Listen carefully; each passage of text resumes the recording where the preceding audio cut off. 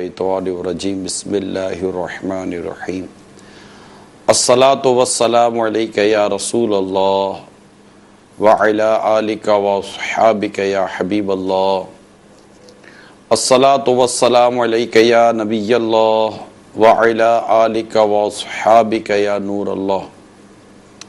مدنی channel کے ناظرین سلسلہ میرے رب کا کلام لیے حاضر ہوں۔ آقا مدینہ صلی اللہ تعالیٰ علیہ وآلہ وسلم کا فرمان عظمت نشان ہے، تم میں سے قیامت کے روز میرے سب سے زیادہ نزدیک وہ شخص ہوگا جس نے دنیا میں مجھ پر کثرت سے درود پڑھے ہوں گے۔ صلو علی الحبیب صلی اللہ تعالیٰ علی محمد۔ اچھی نیتیں بھی کر لیجئے کہ اللہ کی رضا کے لیے اول تاخیر سلسلے میں شامل رہیں گے۔ میں بھی نیت کرتا ہوں کہ اللہ کی رضا کے لیے اور اعلاء کلمۃ الحق یعنی اللہ تعالیٰ کا کلمہ بلند کرنے کے لیے یہ سلسلہ کروں گا۔ ہمارے اس سلسلے میں قرآن کریم کی عظمتوں کے بیان کے ساتھ ساتھ اس کے فضائل اور اس قرآن کریم میں مختلف مضامین اور اس کے تحت بیان کردہ دیگر مدنی پھول کا سلسلہ رہتا ہے۔ کافی عنوانات ہم لے کر حاضر ہوتے ہیں اور اسی میں ایک عنوان ہمارا ہوتا ہے، وہ ہے قرآن کریم کی بعض آیات و بعض صورتوں کی فضائل۔ فضائل ایک اتنی عمدہ بات ہے کہ جب آپ کو کسی چیز کے کرنے کی فضیلت پتہ چلتی ہے تو اس کے کرنے کا جی جاتا ہے کہ یہ کرو، اس میں فائدہ ہے۔ تو یوں ایک انسانی نیچر ہے، ایک فطرت ہے کہ اس کو فائدے کی بات بڑی سمجھ میں آتی ہے۔ اسی طرح قرآن کریم میں کئی ایسی آیات کریمہ اور صورتیں ہیں جن کے فضائل بیان کیے گئے ہیں اور اس میں ہمارے لیے دنیا اور آخرت کے بے شمار فوائد چھپے ہوئے ہیں۔ آج ابتدا میں بڑی مشہور و معروف آیت مبارک ہے آیت الکرسی، اس کی انشاءاللہ تعالیٰ آپ کو کچھ فضیلت بیان کرتا ہوں جو کہ بہت کام آئے گی انشاءاللہ تعالیٰ، اور اس کے بے شمار فضائل ہیں، بہت فضائل ہیں اس کے۔ چنانچہ چند ایک فضیلتیں بیان کرتا ہوں اور آپ یہ نیت کر لیجئے کہ اس آیت کریمہ کو پڑھیں گے۔ دیکھیں، پڑھنے کے لیے یا میں کہوں کہ یاد کرنے کے لیے مستقل پڑھنا بہت ضروری ہوتا ہے کہ اس کو مستقل بنیادوں پر آپ اس کو پڑھتے رہیں۔ قرآن کریم میں ایک خوبی یہ بھی ہے کہ جب آپ کسی آیت مبارکہ کو یا کسی سورت مبارکہ کو مستقل پڑھتے رہیں گے نا تو یہ آپ کو یاد ہو جاتی ہے۔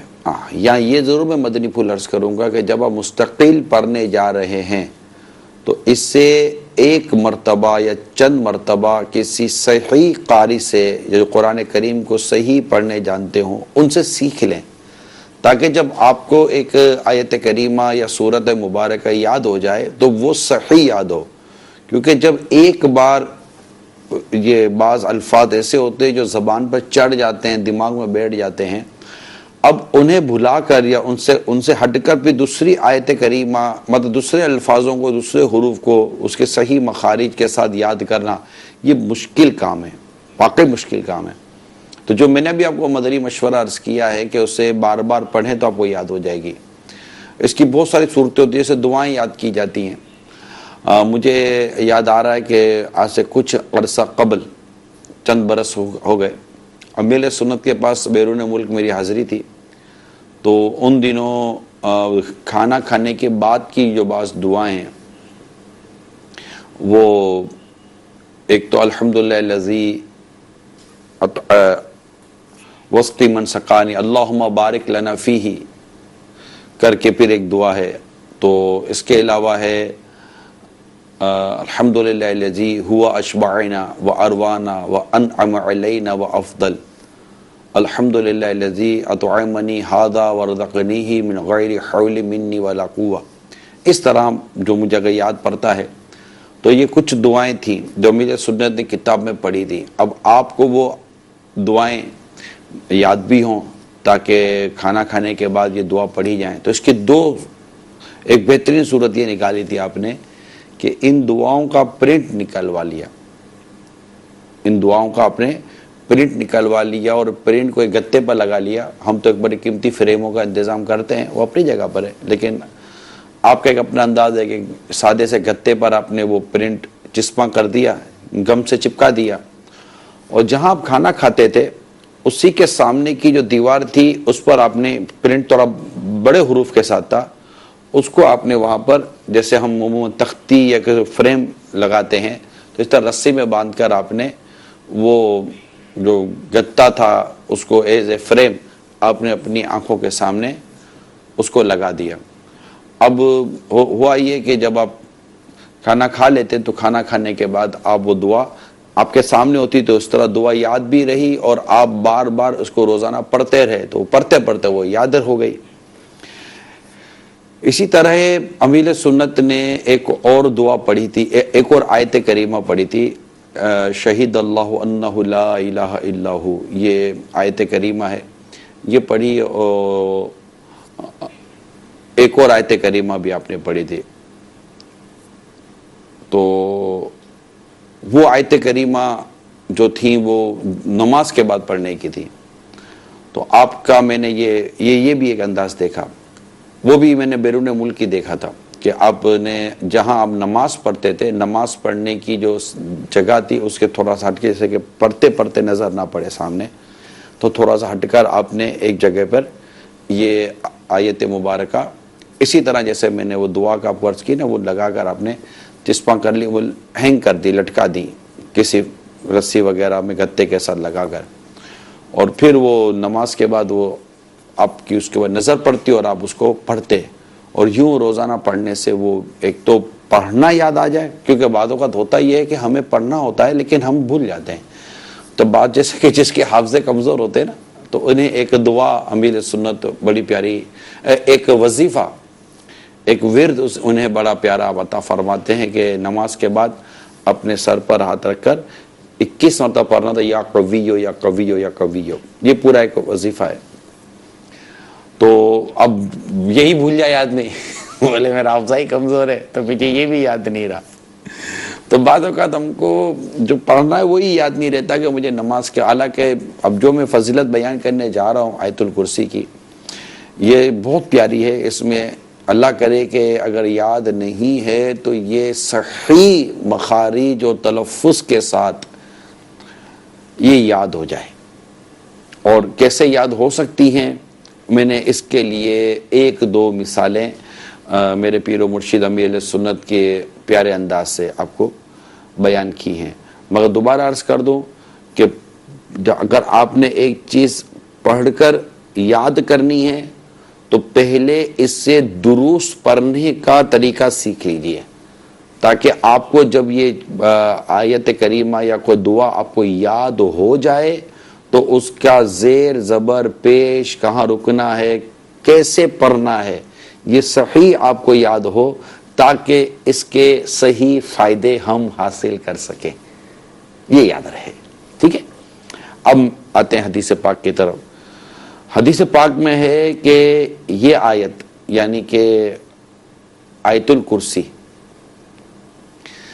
قرآن مجید کی آیتوں میں بہت ہی عظمت والی آیت ہے۔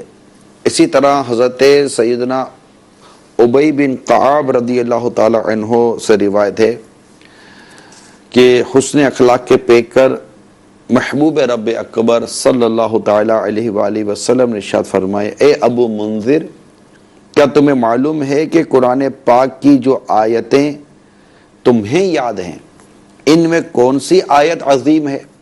میں نے عرض کی، اللہ لا الہ الا ہو الحی القیوم،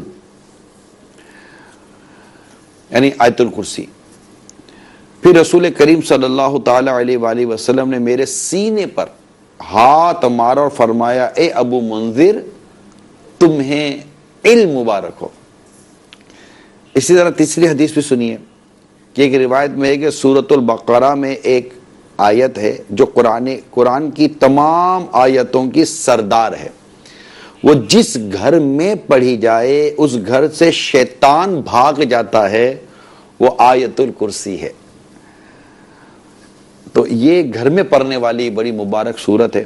اس طرح ایک اور بھی میں آپ کو فضیلت سن لیں تھوڑی سی، پھر انشاءاللہ اس پر آپ غور بھی کریے. امیر المومنین حضرت سیدنا مولا علی کرم اللہ تعالی وجہ الکریم فرماتے ہیں، میں نے رسول کریم صلی اللہ تعالی علیہ وآلہ وسلم کو فرماتے سنا، جو شخص ہر نماز کے بعد آیت الکرسی پڑھے اسے جنت میں داخل ہونے سے کوئی چیز نہیں روک سکتی، وہ مرتے ہی جنت میں چلا جائے گا. اور جو کوئی رات کو سوتے وقت آیت پڑھے گا وہ اس کے پڑوسی اور آس پاس کے دوسرے گھر والے شیطان اور چور سے محفوظ رہیں گے. اب یہ کتنی عظیم اور کتنے فائدوں سے بھرپور یہ آیت کریمہ ہے کہ نماز کے بعد اس کو پڑھنے کی فضیلت جیسے ابھی آپ نے سنی کہ پڑھتے ہی جنت میں داخل ہوگا. اور دوسرا یہ کہ گھر میں اگر اس کو پڑھا جائے تو اس گھر سے شیطان بھاگ جاتا ہے. دوسرا یہ کہ رات کو سوتے وقت اسے پڑھے گا تو وہ یعنی جس نے پڑھی اس کے پڑوسی اور آس پاس کے دوسرے گھر والے شیطان اور چور سے محفوظ رہیں گے. اب آپ غور کیجئے کہ یہ نہ آتی ہو، اچھا آتی تو ہے لیکن وہ جو اللہ تعالیٰ نے جو آیت کریمہ نازل فرمائی ہے ہم نے اس طرح تو پڑھا نہیں، تو اس کے جو فوائد ہیں وہ ہمیں کیسے حاصل ہوں گے؟ تو اس کو یاد کرنے میں ہی اور صحیح یاد کرنے میں ہی عافیت ہے. بہت ساروں کو یہ آیت کریمہ یاد ہوتی ہے، آیت الکرسی یہ یاد ہوتی ہے. اب نماز کے بعد اس کو ایک بار پڑھنا ہے اور فضیلت یہ ہے کہ مرتے ہی جنت میں داخل ہو جائے گا. لیکن کیا ہم اسے پڑھتے ہیں؟ جنہیں یاد ہے میں ان سے پوچھ رہا ہوں. عجیب سے ہم لوگ ہیں، اتنی عظمت والی یہ آیت کریمہ ہے لیکن ہم اسے نہیں پڑھتے. اچھا یہ ہماری سستی جو ہے نا یہ بڑی عجیب یہ رنگ لائی ہے. اب آپ دیکھیے کہ ایک سورہ مبارکہ ہے قرآن کریم کی کہ اگر اسے آدمی رات کو پڑھے نا تو یہ سورہ مبارکہ اس کو قبر کے عذاب سے بچائے گی. اب آپ بتائیے صرف 7-8 منٹ کی اگر صحیح پڑھنے آئے جا نا تو 7-8 منٹ میں پڑھ لی جاتی ہے. 30 آیتیں ہیں اور وہ ہے سورہ ملک. یہ بھی ہاتھوں ہاتھ ایک سورہ مبارکہ یاد آ گئی تو میں چلیں، یہ بھی فائدے سے خالی نہیں ہے. خیر الناس من ینفع الناس حدیث پاک میں ہے، خیر الناس بہتر انسان اچھا انسان وہ ہے من ینفع الناس جو دوسرے انسان کو دوسرے لوگوں کو فائدہ پہنچائے. الدین و نصیحہ دین خیر خواہی کا نام ہے. تو یہ دیکھیں سورہ مبارکہ سورہ ملک تبارک الذی بیدہ الملک، یہ 29واں پارہ 29 وہاں جو پارہ ہے اس کی پہلی سورہ مبارکہ ہے اور اس پارے کا نام بھی تبارک الذی ہے. اب یہ سورہ مبارکہ ہمارے ہاں عموماً تقریباً مدارس المدینہ جو بالغان کے اس میں یہ سورہ مبارکہ پڑھی جاتی ہے، تو اس کے سننے کے اپنے فضائل ہیں. تو اللہ کرے کہ یہ سورہ مبارکہ شاید میں سمجھتا ہوں کہ ہماری دعوت اسلامی کے مدنی ماحول میں ہو سکتا ہے، میرا گمان ہے کہ ہزاروں اسلامی بھائی اور اسلامی بہنیں شاید ایسے ہوں جنہیں یہ سورہ مبارکہ زبانی یاد ہوگی. جی ہاں یہ 30 آیات ہیں مگر یہ زبانی یاد ہوگی کیونکہ ہمارے یہاں اس کو پڑھنے اور سننے کا ایک تعداد ہے جس کا معمول ہے. مگر میں یہ عرض کرنا چاہ رہا ہوں کہ ہم میں سے کتنے ہی ایسے اسلامی بھائی اور اسلامی بہنیں ہوں گی جنہیں یہ سورہ مبارکہ یاد ہے. اچھا یاد نہیں ہے تو یہ بھی میں عرض کر دوں کہ امیر اہل سنت مدظل العالی کے اب گھر کے اندر جہاں بیٹھتے ہیں کام کرتے ہیں یا باب المدینہ میں نے دیکھا ہے بالکل آپ کے سامنے کی دیوار پہ اتنی بڑی فریم کر کے یہ آیت مبارکہ یہ سورہ مبارکہ سورہ ملک یہ دیوار پر فریم کی صورت میں موجود ہے. اور میں کہوں کہ متعدد مرتبہ جبکہ مجھے پتہ ہے کہ امیر سنت کو یہ سورہ مبارکہ یاد ہے، میں الحمدللہ جانتا ہوں سورہ یاسین بھی آپ کو حفظ ہے، یہ سورہ مبارکہ بھی آپ کو حفظ ہے، لیکن آپ نے بارہا مرتبہ یہ سورہ مبارکہ اس فریم سے دیکھ کر پڑھی. خود ہم نے کھڑے ہو کر کئی دفعہ آپ کے ساتھ یہ سورہ مبارکہ آپ کی زبان سے سنی ہے. اور جب یہ نہیں موقع ملتا تو آپ کو میں نے پڑھتے ہوئے دیکھا ہے کہ آپ پھر اس کو رات کے کسی حصے میں پڑھ ہی لیتے ہیں، اور تقریباً یہ معمول رہا ہوگا آپ کا. تو جو میں نے دیکھا وہ میں نے عرض کیا ہے. تو اس طرح سورہ یاسین بھی آپ روزانہ نماز میں مغرب کے بعد جو نوافل پڑھتے ہیں یا مغرب کے فرض سے ہی آپ شروع کرتے ہیں، اور یہ سورہ مبارکہ تقریباً کم و بیش آپ کی کوشش ہوتی ہے کہ میں مغرب میں یہ سورہ مبارک یعنی سورہ یاسین شریف پڑھ لوں، کیونکہ نماز میں سورہ قرآن کریم پڑھنے کے الگ ثواب یعنی زیادہ ثواب ہے. باوضو پڑھنے کا زیادہ ثواب ہے، یوں الگ ہے. اس سے زیادہ ثواب نماز میں پڑھ لینے کا ہے کہ باوضو بھی ہے اور نماز میں بھی ہیں. تو یوں ایک ثواب کا ایک اپنا الگ الگ انداز پر اس کا ایک الگ الگ ترتب ہے. مگر میں عرض کرنا چاہ رہا ہوں یہ ہماری غفلتوں کی انتہا ہے. یقین مانی ہماری غفلتوں کی انتہا. یہ پڑھنا کو نہ فرض ہے نہ واجب ہے. جو کہتے ہیں نا فرض اور واجب ہی کی صرف اس بیس میں جاتے ہیں. اب یہ امر مستحب ہے، ثواب کے کام ہے، فضائل کے کام ہے. لیکن ان کی آپ فضیلت تو دیکھیے کہ سورہ ملک پڑھنے والا اللہ تعالیٰ اسے عذاب قبر سے بچائے گا. یعنی یہ سورہ مبارک عذاب قبر سے بچاتی ہے. اور ایک روایت کے مطابق یہ قیامت کے یہ اللہ تبارک و تعالیٰ سے اس بات میں مطلب کہ جھگڑا کرے گی اور اپنے پڑھنے والے کو جنت میں لے جائے گی. یہ میں نے حدیثیں جو ہیں اس حوالے سے، اس سے میں نے مضامین جو ہے نا وہ میں نے بیان کیے ہیں. میں نے لفظ بیان نہیں کیے. یہ مضامین ہیں حدیث مبارکہ میں یہ اس سورہ ملک کے حوالے سے. اور آیت الکرسی کے حوالے سے تو آپ کو میں نے چند روایات بیان کی ہیں. اب یاد ہو گئی. اب یاد ہو جانے کے بعد اب دوسرا معاملہ یہ ہے کہ ایک تو اسے یاد رکھا جائے کہ قرآن بھولنا نہیں ہے. بھولنے کے ایک اپنے پھر مسائل اور اس کے ایک اپنے احکام ہیں. پھر یاد بھی رکھنا ہے، اور یاد رکھنے کا بہترین ذریعہ یہ کہ اسے روزانہ پڑھیں. آپ روزانہ سورہ ملک پڑھیں، دیکھ کر پڑھیں. اگر آپ کو سورہ ملک نہیں یاد آپ دیکھ کر پڑھیں. قرآن کریم کھولیں تو قرآن کریم دیکھنے کا ثواب، قرآن کریم کو چھونے کا ثواب، باوضو چھونا ہے. ٹھیک ہے. اگر آپ نے قرآن کریم کو چھونا نہیں ہے، اسے کھولنا نہیں ہے، اور صرف سورہ مبارکہ پڑھنی ہے تو زبانی پڑھنی، تو اس کے لیے اگر آپ کا وضو نہیں بھی ہے تب بھی پڑھ سکتے ہیں. لیکن اگر آپ کا وضو ہوگا تو زیادہ ثواب ملے گا انشاءاللہ، اس کی زیادہ برکتیں ملے گی. لیکن اگر آپ قرآن کریم کو چھونا چاہتے ہیں، اسے کھولنا چاہتے ہیں، تو اب آپ کا وضو ہونا ضروری ہے. ہاں اگر غسل فرض ہے تو پھر زبانی بھی قرآن کریم نہیں پڑھ سکتے ناپاکی کی حالت میں. ٹھیک ہے. یہ مسئلہ آپ کے پیش نظر رہے. تو اب یہ کہ آپ اگر ذہن نصیب کہ ہم قرآن کریم کھول کر پڑھیں، بلکہ اگر صحیح اعراب کے ساتھ اور صحیح طور پر اگر یہ سورہ مبارکہ آپ کو ملتی ہے تو اس کی فریم بنا کر آپ اپنے گھر میں لگا دیں. آیت الکرسی کی فریم بنا کر آپ اپنے گھر میں لگائیں. جی ہاں، جو شخص یہ بلکہ ہاں یہ کچھ لکھا ہے میرے پاس، یعنی لکھا یہ ہے کہ جنتی زیور کے حوالے سے نقل ہے کہ اگر سارے مکان میں کسی اونچی جگہ پر لکھ کر اس کو آویزاں کیا جائے فریم کی صورت میں، یا جس طرح میں نے عرض کی کہ بس لگا دیں آپ، آویزاں کیا جائے، تو انشاءاللہ تعالی اس گھر میں کبھی فاقہ نہ ہوگا. آیت الکرسی کی بات کر رہا ہوں. بلکہ روزی میں برکت اور اضافہ ہوگا، اور اس مکان میں کبھی چور نہ آ سکے گا. جنتی زیور صفحہ نمبر 589 کے حوالے سے یہ آیت الکرسی جو ہے یہ اس کی فضیلت یہاں نقل کی گئی ہے. بہت پیاری فضیلت ہے. میں امید کر سکتا ہوں، کر لینی چاہیے مجھے، کہ شاید ایک تعداد ہوگی کہ جس کا جل کرے گا کہ یار یہ بہت عظیم آیت کریمہ آیت الکرسی.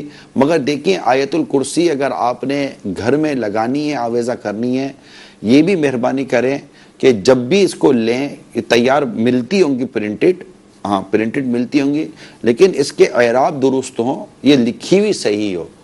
یہ مہربانی کیجیے گا، کیونکہ بعض اوقات یہ جو چھاپتے ہیں نا، ان میں سے ہو سکتا ہے کچھ لوگوں جو صحیح نکالتے نہ ہوں، یا پھر قرآن کریم میں جو یہ آیت کریمہ ہے تو قرآن کریم سے ہی فوٹو کاپی کرا کر کوئی اچھی طریقے سے آداب اور اس کے پورے احکام کو سامنے رکھتے ہوئے پھر اس کو آپ لگا دیں تو اس کا ترجمہ کنز الایمان بھی آپ کے ساتھ ہوگا انشاءاللہ تعالی. تو یہ چند ایک میں نے آپ کو مشورے بھی عرض کیے ہیں، اس کے فضائل بھی بیان کیے ہیں. اسی طرح جو شخص ہر نماز کے بعد آیت الکرسی پڑھے گا اس کو یہ برکتیں بھی نصیب ہوں گی. کیا وہ مرنے کے بعد جنت میں جائے گا.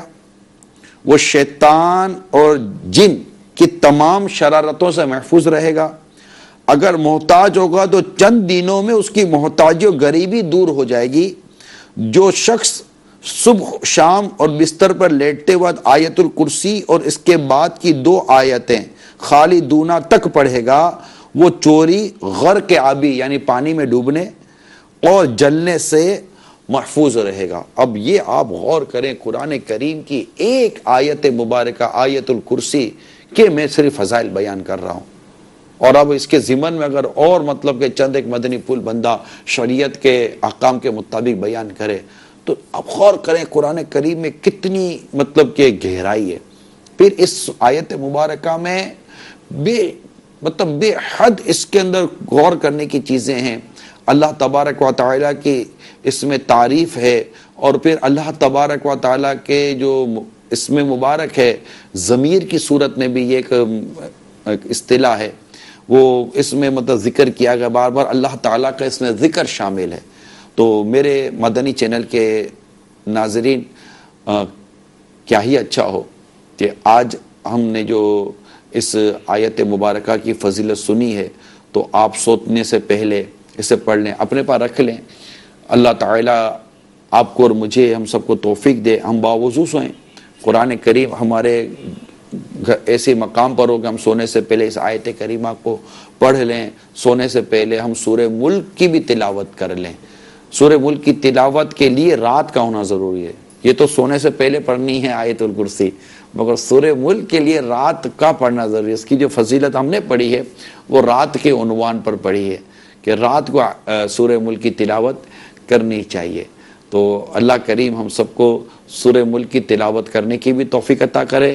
اللہ کریم ہم سب کو آیت الکرسی کی تلاوت کرنے کی توفیق عطا کرے، ان کی صحیح قراءت کرنے کے اللہ تعالی ہمیں توفیق عطا کرے، اور اس سے سیکھنے کی اللہ توفیق دے. سیکھنے کے لیے مدرسۃ المدینہ بالغان کی طرف توجہ کریں، اور سیکھنے کے لیے آپ مدرسۃ المدینہ آن لائن کی طرف بھی توجہ کر سکتے ہیں. اچھا، یہ بھی ہو سکتا ہے کہ اگر آپ کے کوئی مدنی منی یا آپ کی مدنی منی مثال کا مدرسۃ المدینہ میں پڑھتے ہیں تو امید کی جا سکتی ہے کہ انہیں سورہ ملک بھی آتی ہوگی اور آیت الکرسی بھی آتی ہوگی، یا پڑھ لیں گے یا سیکھ لیں گے یا اس مراحل میں ہوں گے. تو اس میں شرمانے کی بات نہیں ہے. ماں اپنی بیٹی کو بیٹے کو کہہ دے بیٹا مجھے یہ سورہ مبارکہ یا آیت کریمہ ہے اس کو صحیح پڑھنا سکھا دے تو سیکھ لیں. تو امام اعظم امام ابو حنیفہ رحمۃ اللہ تعالیٰ علیہ سے کسی نے عرض کی کہ آپ کو اتنا وسیع علم جو عطا ہوا اس کے اسباب کیا ہیں؟ ارشاد فرمایا میں نے اس کے سیکھنے میں شرم نہیں کی اور اس کے بتانے میں بخل نہیں کیا. یعنی علم سیکھ لیں، آپ سیکھنے کی چیز ہے. اور تو دیکھ رہا عمر چھوٹی ہے یا عمر بڑی ہے اس میں نہ رہیں، یا میری عمر اتنی بڑی ہو گئی ہے کہ میں یہ آیت کریمہ اور یہ سورہ مبارکہ کیسے سیکھوں، اس بحث میں نہ آئیں. سیکھ لیں.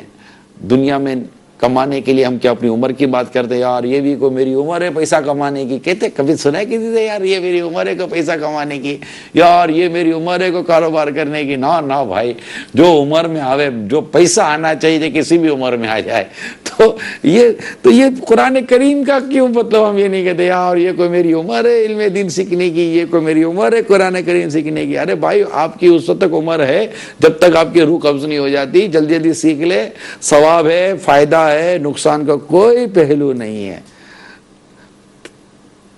کتنے پیاری فضیلت پتہ چلی نا. تم گھر میں پڑھیں اور نمازوں کے بعد پڑھیں اور اسے آویزہ بھی کریں، مطلب گھر میں لگا بھی لیں.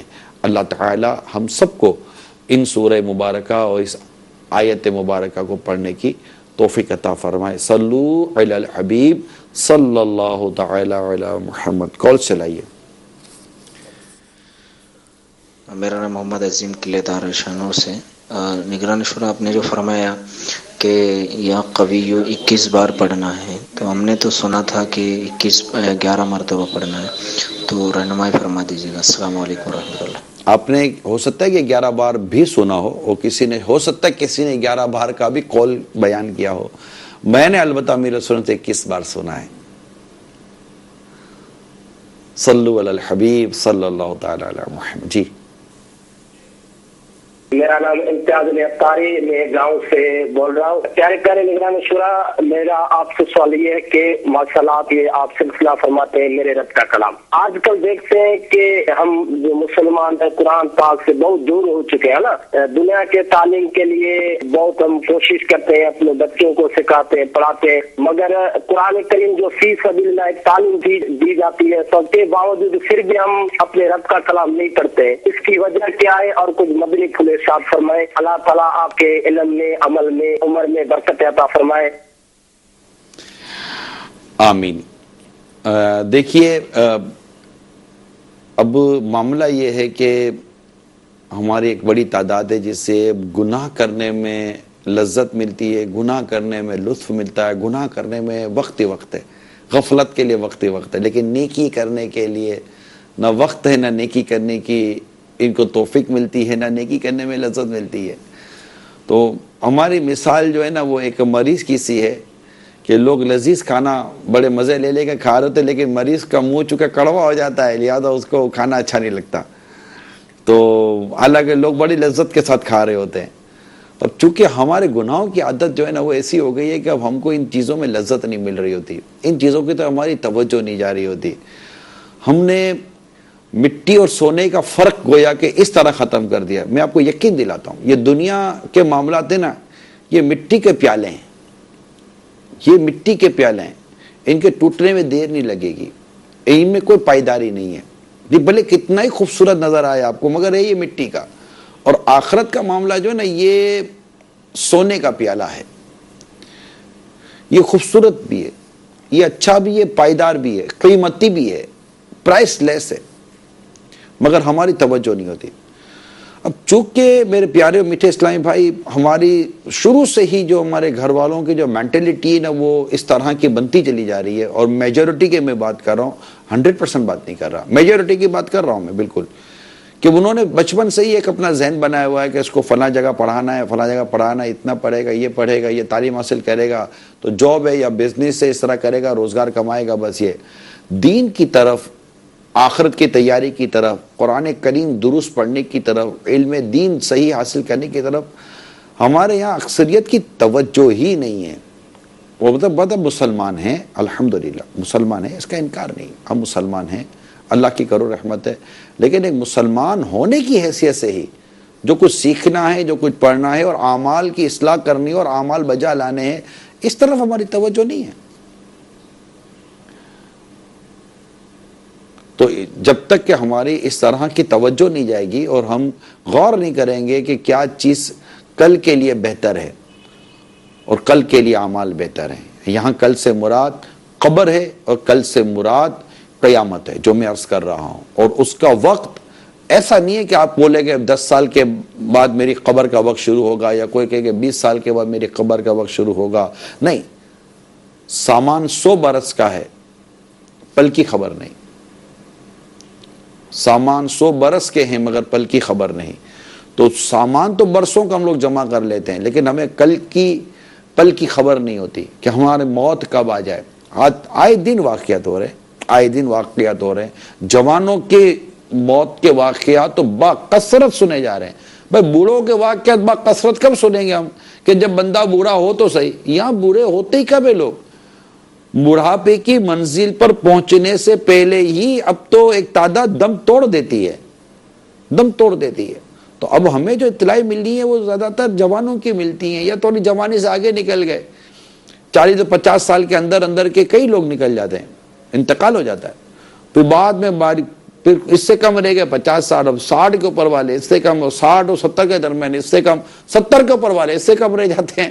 تو زیادہ تر اطلاع تو ہمیں اس طرح مل رہی ہوتی ہیں، اور پھر جس طرح کا ماحول ہے، جس طرح سڑکوں کے اوپر حادثات و واقعات ہو رہے ہوتے ہیں، تو اس میں زیادہ تر جوان چلے جاتے ہیں۔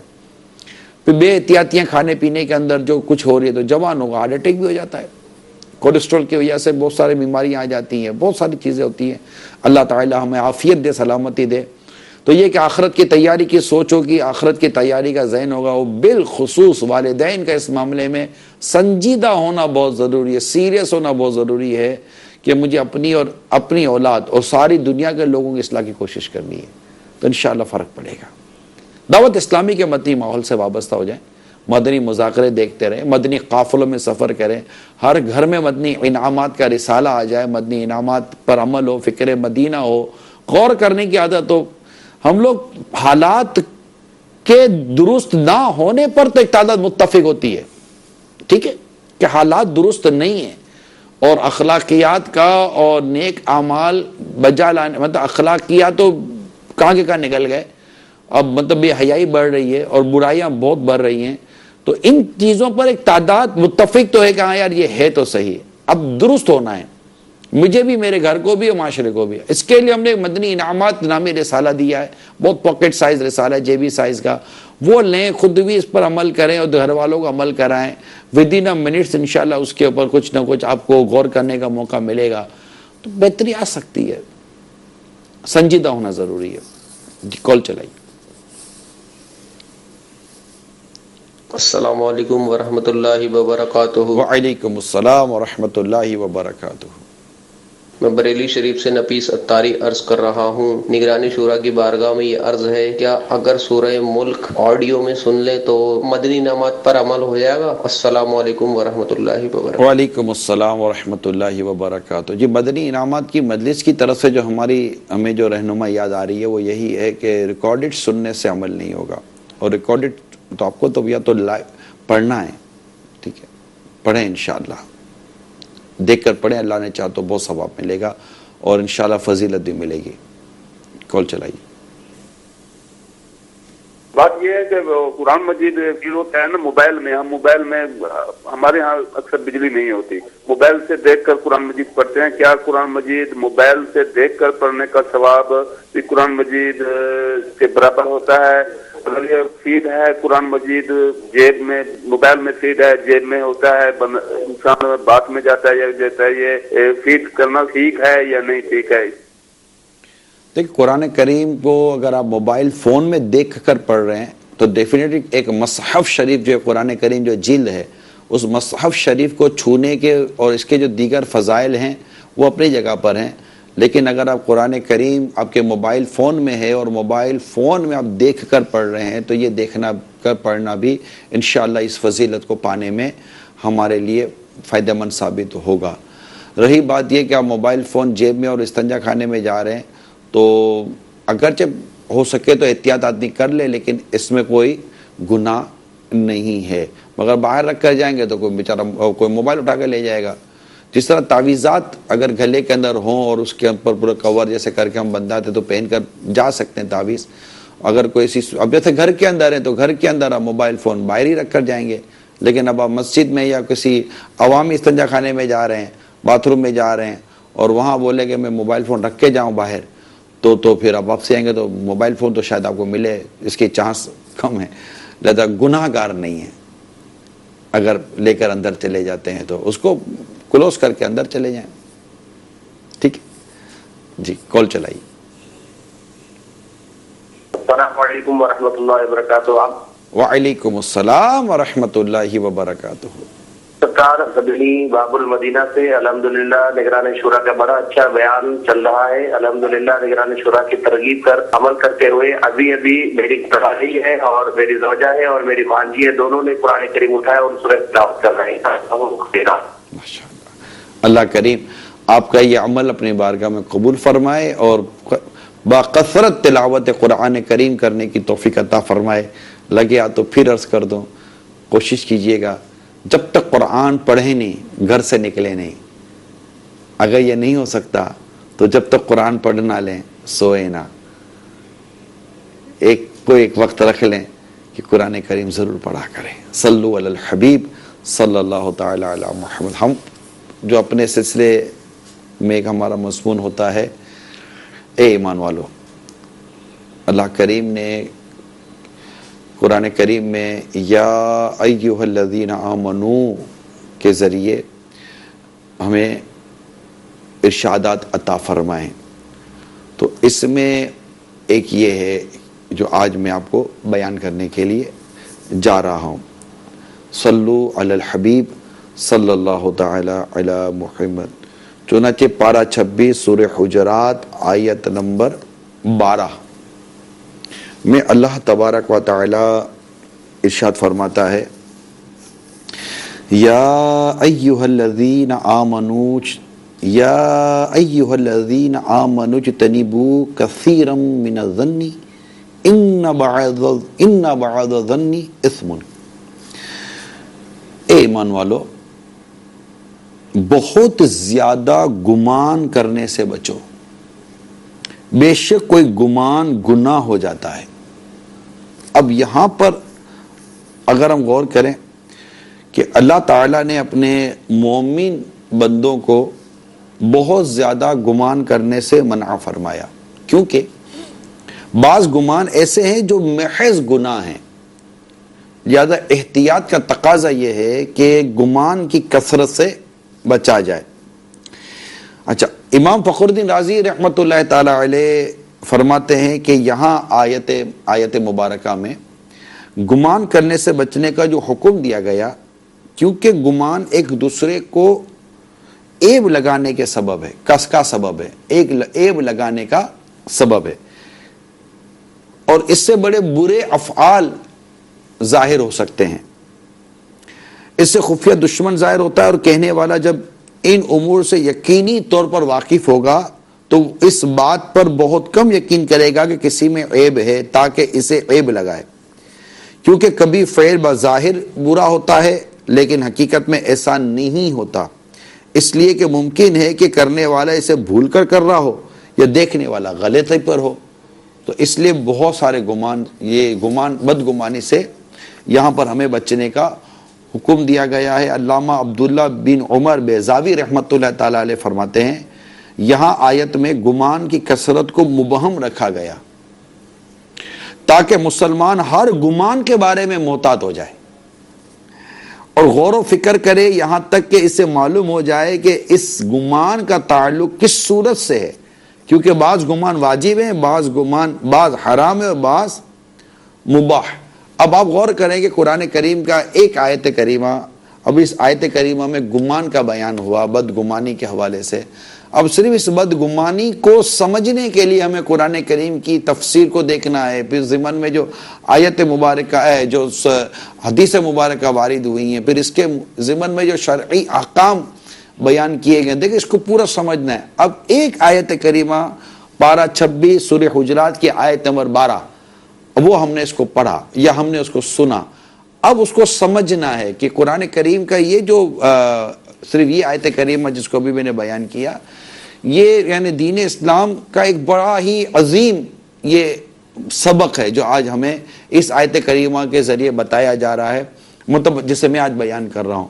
یعنی اس میں انسان کا جو باہمی، جو ان کے آپس کے جو حقوق اور اس کے جو باہمی تعلق ہے اور معاشرتی جو آداب ہے نا، اس کو بڑا واضح طور پر بیان کیا گیا، اس کی بڑی اہمیت کو سمجھایا گیا ہے، اور ان چیزوں کا یہاں خصوصی لحاظ رکھا گیا ہے کہ آپ بہت بدگمانی سے بچے کے، اس سے معاشرے میں بہت ساری خرابیاں پیدا ہوتی ہیں اور انسانی حقوق کو یہ چیزیں جو ہے نا ضائع کر دیتی ہیں. جب آپ کسی کے بارے میں بدگمانی میں مبتلا ہوتے ہیں تو بہت ساری خرابیاں اس میں پیدا ہو جاتی ہیں.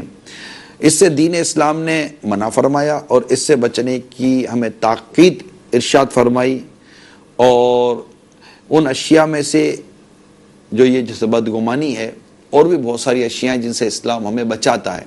تو جب آپ سورہ حجرات کے اس جگہ پہ جو بیان کردہ ارشادات ہے، جب اس کو پڑھیں گے تو انشاءاللہ تعالی ایک بہتر معاشرہ ہم بنا سکتے ہیں، بدگمانی سے بچ کر، اور اس کے علاوہ دیگر جو وہاں احکام بیان کیے گئے اس سے بچ کر. لہذا تھوڑی سی تفصیل اس کی مزید میں عرض کرتا ہوں تاکہ ہم اس کام کو بچنے میں، اس کام سے بچنے میں کامیاب ہو جائیں، اور مجھے کہہ لینے دیں کہ یہ مرض بدگمانی کا با کثرت ہمارے معاشرے میں پایا جاتا ہے. یعنی حسن زن تو بس اللہ کے نیک بندے حسن زن لے کر بیٹھے ہوئے ہیں، اور وہ لے کے بیٹھے ہوئے، ورنہ تو اس وقت تقریباً ایک تعداد ہے جو بیچاری بدگمانی کی اس آفتوں میں مبتلا ہے. لہذا تھوڑی سی آپ کو تفصیل سمجھنے میں آسانی ہو جائے گی. حضرت سفیان ثوری رحمۃ اللہ تعالی فرماتے گمان دو طرح کے ہیں، ایک وہ کہ دل میں آئے اور زبان سے بھی کہہ دیا جائے. یہ اگر مسلمان پر برائی کے ساتھ ہے تو گناہ ہے، دوسرا یہ کہ دل میں آئے اور زبان سے نہ کہا جائے، یہ اگرچہ گناہ نہیں مگر اس سے بھی دل کو خالی کرنا ضروری ہے۔ صدر الشریعہ بدر الطریقہ حضرت علامہ امجد علی اعظمی رحمۃ اللہ تعالی علیہ فرماتے ہیں، بے شک مسلمان پر بدگمانی حرام ہے، مگر جبکہ کسی قرینے سے اس کا ایسا ہونا ثابت ہوتا ہو، کوئی ایسی وجہ ہو، کوئی ایسا سبب سامنے نظر آتا ہو، کوئی ایسی صورت سامنے نظر آتی ہو، جیسا کہ اس کے بارے میں گمان کیا تو مطلب قرینہ جیسے ثابت ہوتا ہو کہ اب اس کے بارے میں گمان کیا تو اب حرام نہیں۔ مثلا کسی کو شراب بنانے کی بھٹی میں آتے جاتے دیکھ کر اسے شراب خور گمان کیا تو اس کا قصور نہیں، بلکہ بھٹی میں آنے جانے والے کا قصور ہے، کیونکہ اس نے موضوع تہمت یعنی جہاں اس پر تہمت لگ سکتی ہے لگنے کی جگہ سے یہ کیوں نہ بچا، اس کو بچنا چاہتا کہ شریعت نے اس سے بھی ہمیں فرمایا ہے کہ تہمت کی جگہوں سے بچو، تہمت کی جگہوں سے ڈرو، اتقوا موادی التہمہ، کہ ایسی جگہوں سے بچو جہاں تم پر تہمت لگتی ہو۔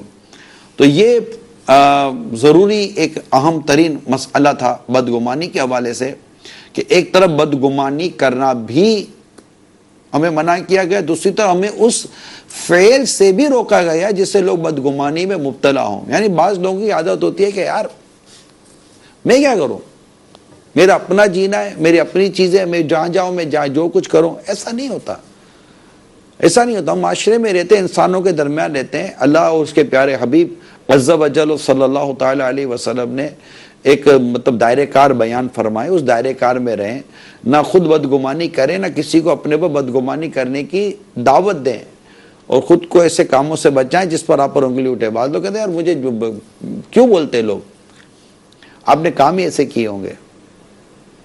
البتہ بدگمانی سے ہمیں بچنا ہے۔ صدر افاضل مفتی نعیم الدین مراد آبادی رحمۃ اللہ تعالی فرماتے، مومن صالح یعنی نیک مسلمان کے ساتھ برا گمان ممنوع ہے، یعنی منع ہے۔ اسی طرح اس کا کوئی کلام سن کر فاسد معنی لینا، فاسد معنی مراد لینا، باوجود یہ کہ اس کے دوسرے صحیح معنی موجود ہیں اور مسلمان کا حال ان کے موافق ہو، اس کے مطابق ہو، یہ بھی گمان بد میں داخل ہے۔ تو یہ بدگمانی کے حوالے سے جو ایک بہت اہم معاملات تھے وہ میں نے بیان کی۔ حدیث پاک بھی سنیے کہ حضرت ابو ہریرہ رضی اللہ تعالی عنہ سے روایت ہے، رسول کریم صلی اللہ تعالی علیہ وآلہ وسلم نے ارشاد فرمایا، اپنے آپ کو بدگمانی سے بچاؤ، کہ بدگمانی بدترین جھوٹ ہے۔ ایک دوسرے کے ظاہری و باطنی عیب مت تلاش کرو، حرص نہ کرو، حسد نہ کرو، بغض نہ کرو، ایک دوسرے سے روح گردانی نہ کرو، اور اے اللہ کے بندے، اے اللہ کے بندو بھائی بھائی ہو جاؤ۔ اے پیارے پیارے میٹھے میٹھے اسلامی بھائیو، سنا میرے نبی پاک صلی اللہ تعالی علیہ وسلم نے کیا، ہمارے نبی پاک صلی اللہ تعالی علیہ وسلم نے کیا فرمایا، ایک بار پھر سنو، آپ ذرا غور سے سنیے۔ ارشاد فرمایا، اپنے آپ کو بدگمانی سے بچاؤ، ٹھیک ہے؟ بدگمانی بدترین جھوٹ ہے۔ پھر فرمایا، ایک دوسرے کے ظاہری و باطنی عیب تلاش مت کرو۔ ہمارے پیارے نبی صلی اللہ تعالی علیہ وسلم ہمیں فرما رہے ہیں کہ ایک دوسرے کے ظاہری و باطنی عیب تلاش مت کرو۔ یہاں تو عیب تلاش کرنا پروفیشن بنا دیا گیا، عیب تلاش کرنے پر پیسہ ملتا ہے، اور عیب نکال کر اس کے تشہیر کرنے کو تو باقاعدہ ایک پروفیشن بنا دیا گیا ہے، اور اس معاملے میں کوئی رہنمائی لینے کے لیے تیار نہیں، الا ماشاءاللہ جو ہے وہ ہوں گے کہ یہ جو مجھے جو عیب ملا، ایک تو عیب ڈھونڈنے کے لیے گئے تو بھی پوچھا نہیں تھا کہ میں مسلمانوں کے عیب تلاش کرنے کی نوکری کر رہا ہوں، مسلمانوں کے عیب ڈھونڈ کر اسے مطلب کہ اپنی چار آدمی کو بتا کر اپنے کیمرے میں بند کر کے، اپنے موبائل میں بند کر کے اسے میں لوگوں میں عام کرنے کی میں کوشش کر رہا ہوں۔ یعنی پہلے تو یہ کہ کیا یہ دیکھنے کی تمہیں اجازت تھی، ان کے عیبوں کو تلاش کرنے کی تمہیں اجازت تھی؟ کیا تمہیں اس طرح کی شریعت و دین نے اس بات کی اجازت دی ہے کہ تم لوگوں کے عیب تلاش کرو موبائل فون لے کر، کیمرے لے کر، اور ان کو نکال کر بیان کرو؟ لوگ بنا کر مطلب کہ سوشل میڈیا پر چڑھا دیتے ہیں، اور اس کی اچھا پھر اس کی اب دیکھیں گے نا، دیکھنے والے اتنے، چلو یار وہ بدقسمت انسان جس نے کسی کا عیب اپنے کیمرے میں ڈال کر چلا دیا، وہ بدقسمت انسان، اللہ اس کو توبہ کی توفیق عطا کرے کہ اگر اس نے شریعت کے خلاف ایک کام کیا اور شریعت اگر اس کی اجازت نہیں دیتی تو دیکھیں میں بھی بڑی قیودات کے ساتھ بیان کرنے کی کوشش کر رہا ہوں، ٹھیک ہے نا؟ تو لیکن آپ کو کیا ہو گیا ہے کہ آپ ان مناظر کو، ان موویز کو، ان خبروں کو دیکھنے، سننے، پڑھنے میں کیوں اتنی دلچسپی لیتے ہیں جس میں کسی کا عیب بیان کیا گیا، جبکہ آپ کا اس سے کوئی دور دور تک کا نہ لینا نہ دینا، نہ واسطہ نہ سروکار، کچھ بھی نہیں، نتھنگ ایٹ آل، جسٹ ایک نالج یا جسٹ ایک انٹرٹینمنٹ، اور بس ایک ایسا ہی لگا ہوا ہے، ہمارا دماغ خراب ہو گیا ہے کہ ہم بس ہمیں پتا چلے کس نے کیا کیا، کس کی بیٹی نے کیا کیا، کس کی بیوی نے کیا کیا، کس کے بیٹے نے کیا کیا، اس نے کیا کیا، اس کا فلاں میں یہ تھا، اس کا فلاں میں یہ تھا، اس کا فلاں میں یہ تھا۔ بھائی آپ کو پورے خاندان کے سارے یہ پتا چل گیا، اب آپ کو کرنا کیا ہے یہ بتا دیجئے۔ اب آپ بیٹھ کر 4 آدمی میں اس پر تبصرہ کریں گے تو یہ پتا چلا، اب اس کو بھی کس چیز کا پتا چلا، کیا پتا چلا، یہ ایک الگ بات، اب بیٹھ کر اس پر تبصرہ کریں گے، اب یار وہ دیکھی تھی مووی، وہ جو چلی تھی وہ سوشل میڈیا پہ فلاں جگہ پر، ارے دیکھو یار، یار آپ کو کیا پڑی کیا ہے یار، اللہ کا نام لو، اس کے پیارے حبیب کا ذکر کرو، کوئی نیکی کی بات کرو، کوئی اچھے کام کرو، کیوں کسی کے عیبوں کو پا کر آپ کو خوشی ملتی ہے یا آپ اس پر تبصرہ کرتے ہو؟ آپ دیکھیے یہ میری طبیعت کیسی عجیب و غریب ہو گئی ہے کہ مجھے لوگوں کے عیب پتہ چلتے ہیں تو مطلب یہ کہ وہ بدقسمتی کے ساتھ مزہ آ رہا ہوتا ہے۔ ہماری فیلڈ ہی نہیں ہے، ہمارا لائن ہی نہیں ہے، ہمارا پیشہ ہی نہیں ہے، نہ ہماری کوئی شرعی اخلاقی کوئی ذمہ داری ہے کہ ہمیں یہ پتہ چلے تو ہم اس کے بارے میں کوئی فیصلہ کرنا ہے، کوئی اصلاح کرنی ہے، کوئی یہ کرنا ہے، کوئی بھی مصلحت شرعی ہوگی یا نہیں ہوگی؟ ارے دنیا میں اور مطلب کہ سینکڑوں کام ہے کرنے کے، یہی کام کیا ہم کو نظر آتا ہے کہ ہم لوگوں کے عیب ڈھونڈیں گے اور عیب ڈھونڈ کر لوگوں میں ظاہر کریں گے؟ یعنی جو دنیا میں اپنے بھائی کے عیبوں کو چھپاتا ہے، اللہ قیامت کے روز اس کے عیبوں کو چھپاتا ہے، چھپائے گا اللہ تعالیٰ قیامت کے روز۔ اب جو دنیا میں ڈھونڈ کر اپنے مسلمان بھائی کے عیب نکالے، بچیوں کے عیب نکالے، بچوں کے عیب نکالے، عورتوں کے عیب نکالے، ان کی موویز بنائے، تشہیر کرے، پھر اس کو مطلب کہ پورے میڈیا پر پروموٹ کیا جائے، اللہ کی پناہ، خدا سے ڈریے اے عاشقان رسول، خدا سے ڈریے، اللہ تعالیٰ میں اپنا صحیح خوف عطا فرمائے۔ اور جو میں بھی بیان کر رہا ہوں اس معاملے پر سنجیدگی کے ساتھ غور کیجئے اور اپنے تمام تر ان ایکٹیویٹیز کو، ان معاملات کی اصلاح کیجئے، اور پلیز واپس آ جائیے، درست نہیں ہے یہ۔ مزید فرمایا ہرس نہ کرو، یعنی لالچ نہ کرو، حسد نہ کرو۔ کتنا ہے یہ ہمارے معاشرے میں؟ یہ ایک حدیث سنا رہا ہوں میں آپ کو، ایک حدیث مسلم شریف کی حدیث ہے، ایک حدیث سنا رہا ہوں، معاشرے کی بہترین تربیت ہو رہی ہے ایک حدیث پاک کے اندر۔ ہرس نہ کرو، حسد نہ کرو، بغض نہ کرو، ایک دوسرے سے روح گردانی نہ کرو، اے اللہ کے بندو بھائی بھائی ہو جاؤ۔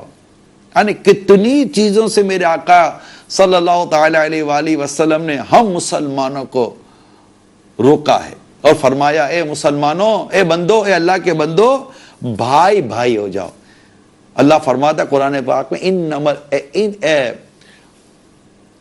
انما المؤمنون اخوۃ، مسلمان بھائی بھائی ہیں۔ آپ غور کریں اس حدیث پاک اور قرآن کریم کے ارشاد پر، پھر اس کے آگے بہت پیارے ارشادات سورہ حجرات کے اندر آئے۔ اے میرے معاشرے میں رہنے والوں مسلمانوں، اے عاشقان رسول، اس حدیث کو سامنے رکھیں اور اپنے کردار کو سامنے رکھیں۔ میں بدگمانی سے بچ رہا ہوں، ادھر کسی کا موبائل اٹھا نہیں، اب یار گھنٹی دیکھ کر نہیں اٹھا رہا ہے، اچھا اس کا موبائل فون بند آ رہا ہے، مجھے پتا تھا موبائل فون بند کر دینا تھا۔ ارے بھائی کوئی سگنل ایشو ہو سکتا ہے، کوئی بیٹری اس کی بیٹھ سکتی ہے، बेचारा का मोबाइल गिर गया होगा, मोटरसाइकिल चला रहा होगा, उसको आवाज नहीं आई हुई होगी, 100 किस्म के काम होगा, अच्छा नहीं उठाया उसने, तो ये भी कब लाजिम था कि आपका नंबर देकर नहीं उठाया? कोई बहुत ज्यादा अब इस वक्त कोई मुझे फोन करे, मैं मिसाल दे रहा हूं, उस वक्त कोई मुझे फोन करे, क्या मैं इस वक्त मोबाइल उठाने की पोजीशन में हूं? चलें आपको मैं बिल्कुल करंट एग्जांपल दे रहा हूं, अगर कोई दुनिया से मुझे कोई कहीं से भी जिसके पास मेरा नंबर हो मुझे कॉल करे, घंटी मारे, और इस वक्त कॉलिंग, इस वक्त तो हकीकत है कि मोबाइल फोन ही मेरे पास नहीं है, ये फाइल ही क्लोज हो गई, मगर ये तो चलो मैंने अब आपको कह दिया कि मोबाइल फोन है ही नहीं इस वक्त मेरे पास, जो मैं इस वक्त सिलसिला कर रहा हूं, वो बोला मेरा कहीं और पड़ा हुआ है, हकीकत है कि मोबाइल पर चार्ज पे लगा कर आ गया हूं, ठीक है। अब बंदा चार्ज पे लगाकर दूसरे कमरे में बैठ सकता है, अब इस वक्त कोई मेरे फोन पे घंटी बजा रहा हो तो क्या मैं उसका फोन उठा सकता हूं? नहीं ना। अच्छा अब उस पर ये गुमान करे, अल्लाह ना करे क्या यार देखो फोन ही नहीं उठा रहा, जबकि मेरा कोई कमेंट भी नहीं है किसी से, एक बात कर रहा हूं, लेकिन अगर किसी से कर्जा है या कोई और मसला है, फौरन बदगुमानी, दरवाजा नहीं खुला बदगुमानी, टाइम पर आया नहीं बदगुमानी। अरे भाई आते आते कुछ भी प्रॉब्लम हो सकता है, आते आते कोई भी परेशानी हो सकती है, ट्रैफिक जाम हो सकती है यार, जरूरी है अगला गोली देगा आपको, अगला आप तो धोखा ही देगा, क्यों हम लोग ऐसा सोचते हैं यार? क्यों हमें अच्छा गुमान क्यों नहीं आता? आप बोलोगे लोग करते ऐसा है, यार लोग करते ऐसा है, हम इस्लाह करें, बदगुमानी तो ना करें। अगर लोग अपने किसी आमाल में बुरे हो गए तो हम बदगुमानी करके खुद भी बुरे हो जाएं, ये भी तो एक बुरी आदत है बदगुमानी करना। फिर हसद, बुग़्ज़, ऐबों को तलाश करना, लालच, हिर्स, आप एक दूसरे से रूगर्दानी करना, ये सारी आदतें जो हम में पड़ी हुई हैं, अगर ये इस एक हदीस, मुस्लिम शरीफ की इस हदीस को हम अपने माशरे में आम करना शुरू कर दें, ना मैं बदगुमानी करूं, ना मैं ऐब तलाश करूं, ना मैं हसद करूं, ना मैं बुग़्ज़ करूं, ना मतलब में लालच आ जाए, ना मैं एक दूसरे के मतलब के यूं रूगर्दानी करने वाला काम करूं, और मतलब में हम भाई भाई बन कर रहे हैं। आप बताइए कि एक हदीस, मुस्लिम शरीफ की एक हदीस अभी मैंने आपके सामने बयान की है, इस एक हदीस पर अगर अमल हो जाए, मुझे बताइए कि गुस्सा, नफरत, बुग़्ज़, कीना, लड़ाई झगड़ा कहां है? खलास, फिनिश। हमारे प्यारे आका की एक हदीस सल्लल्लाहु ताला अलैहि वसल्लम, उस पर अमल की जरूरत है, अपने किरदार को दुरुस्त करने की जरूरत है, अपने अमाल को दुरुस्त करने की जरूरत है। और हर शख्स गौर करे कि मैं इन इरशादात के सांचे में ढला हूं या नहीं ढला। सिर्फ अपने आप को अच्छा समझ कर ही ना करे कि यार ये सही बोल रहा है, यार लोग वाकई ऐसे हैं। आप जिसको ये कह रहे हैं ना कि लोग वाकई ऐसे हैं, मैं मदनी इल्तिजा करता हूं आप भी अपने किरदार में झांक कर देखें, आप भी तो कहीं ऐसे नहीं है। अल्लाह तबारक व तआला हमें अपने किरदार में सही तौर पर झांकने की, अपने जिसको कहते हैं ना गिरेबान में झांकने की अल्लाह ताला हमें तौफीक अता फरमाए। मैंने बड़ी अजीब बात पढ़ी कि दूसरों के लिए बुरे ख्यालात रखने वाले अफराद पर फाली जो दिल की बीमारियों का खतरा ज्यादा है। जैसा कि हाल में अमेरिकन हार्ट एसोसिएशन की जानिब से जारी करदा एक तहकीकी रिपोर्ट में यह इंकिशाफ किया गया है कि वो अफराद जो दूसरों के लिए मुखालिफाना सोच रखते हैं और उसकी वजह से जहनी दबाव का शिकार और गुस्से में रहते हैं, इनमें दिल की बीमारियों और फालिज का खतरा 86% बढ़ जाता है, 86% बढ़ जाता है। और लमान वाला फिर अब ले भाई, शायद ये बात और ज्यादा समझ में आ जाए। हाँ यार वाकई, मतलब आपके दिमाग में अगर कोई मुखालिफ बैठ गया है ना, अब ना भाई बाप रे बाप, अब उससे हसद भी बदकिस्मती के साथ हो जाता है, फिर वो अच्छा नहीं लगता, मतलब अपने ज़हनी दबाव का शिकार हो गए, दिल में घबराहट होता रहेगा, परेशानी होती है। उसका नाम हो कैसे गया, उसका काम हो कैसे गया, उसको शोहरत कैसे मिल गई, उसको इज्जत कैसे मिल गई, उसको दौलत कैसे मिल गई, उसको मोहब्बत कैसे मिल गई, उसका अच्छा रिश्ता कैसे हो गया, उसके यहाँ अच्छा, उसके यहाँ इतना खूबसूरत बेटा कैसे पैदा हो गया, उसके यहाँ उसकी बेटी इतनी खुश कैसे हो गई है। अरे भाई तुमको तकलीफ क्या है यार? अगर अल्लाह ताला ने उसके लिए ये सारी नेमतें मुक़द्दर की हैं तो खुदा के बंदो तुमको तकलीफ क्या है इससे? अल्लाह ताला का शुक्र अदा करो और उसकी इस नेमतों पर रश्क करो, उसके लिए दुआ करो और अल्लाह से दुआ करो, या अल्लाह जिस तरह तूने उसको नवाजा है मौला मुझे भी नवाज दे। हसद क्यों करते हो?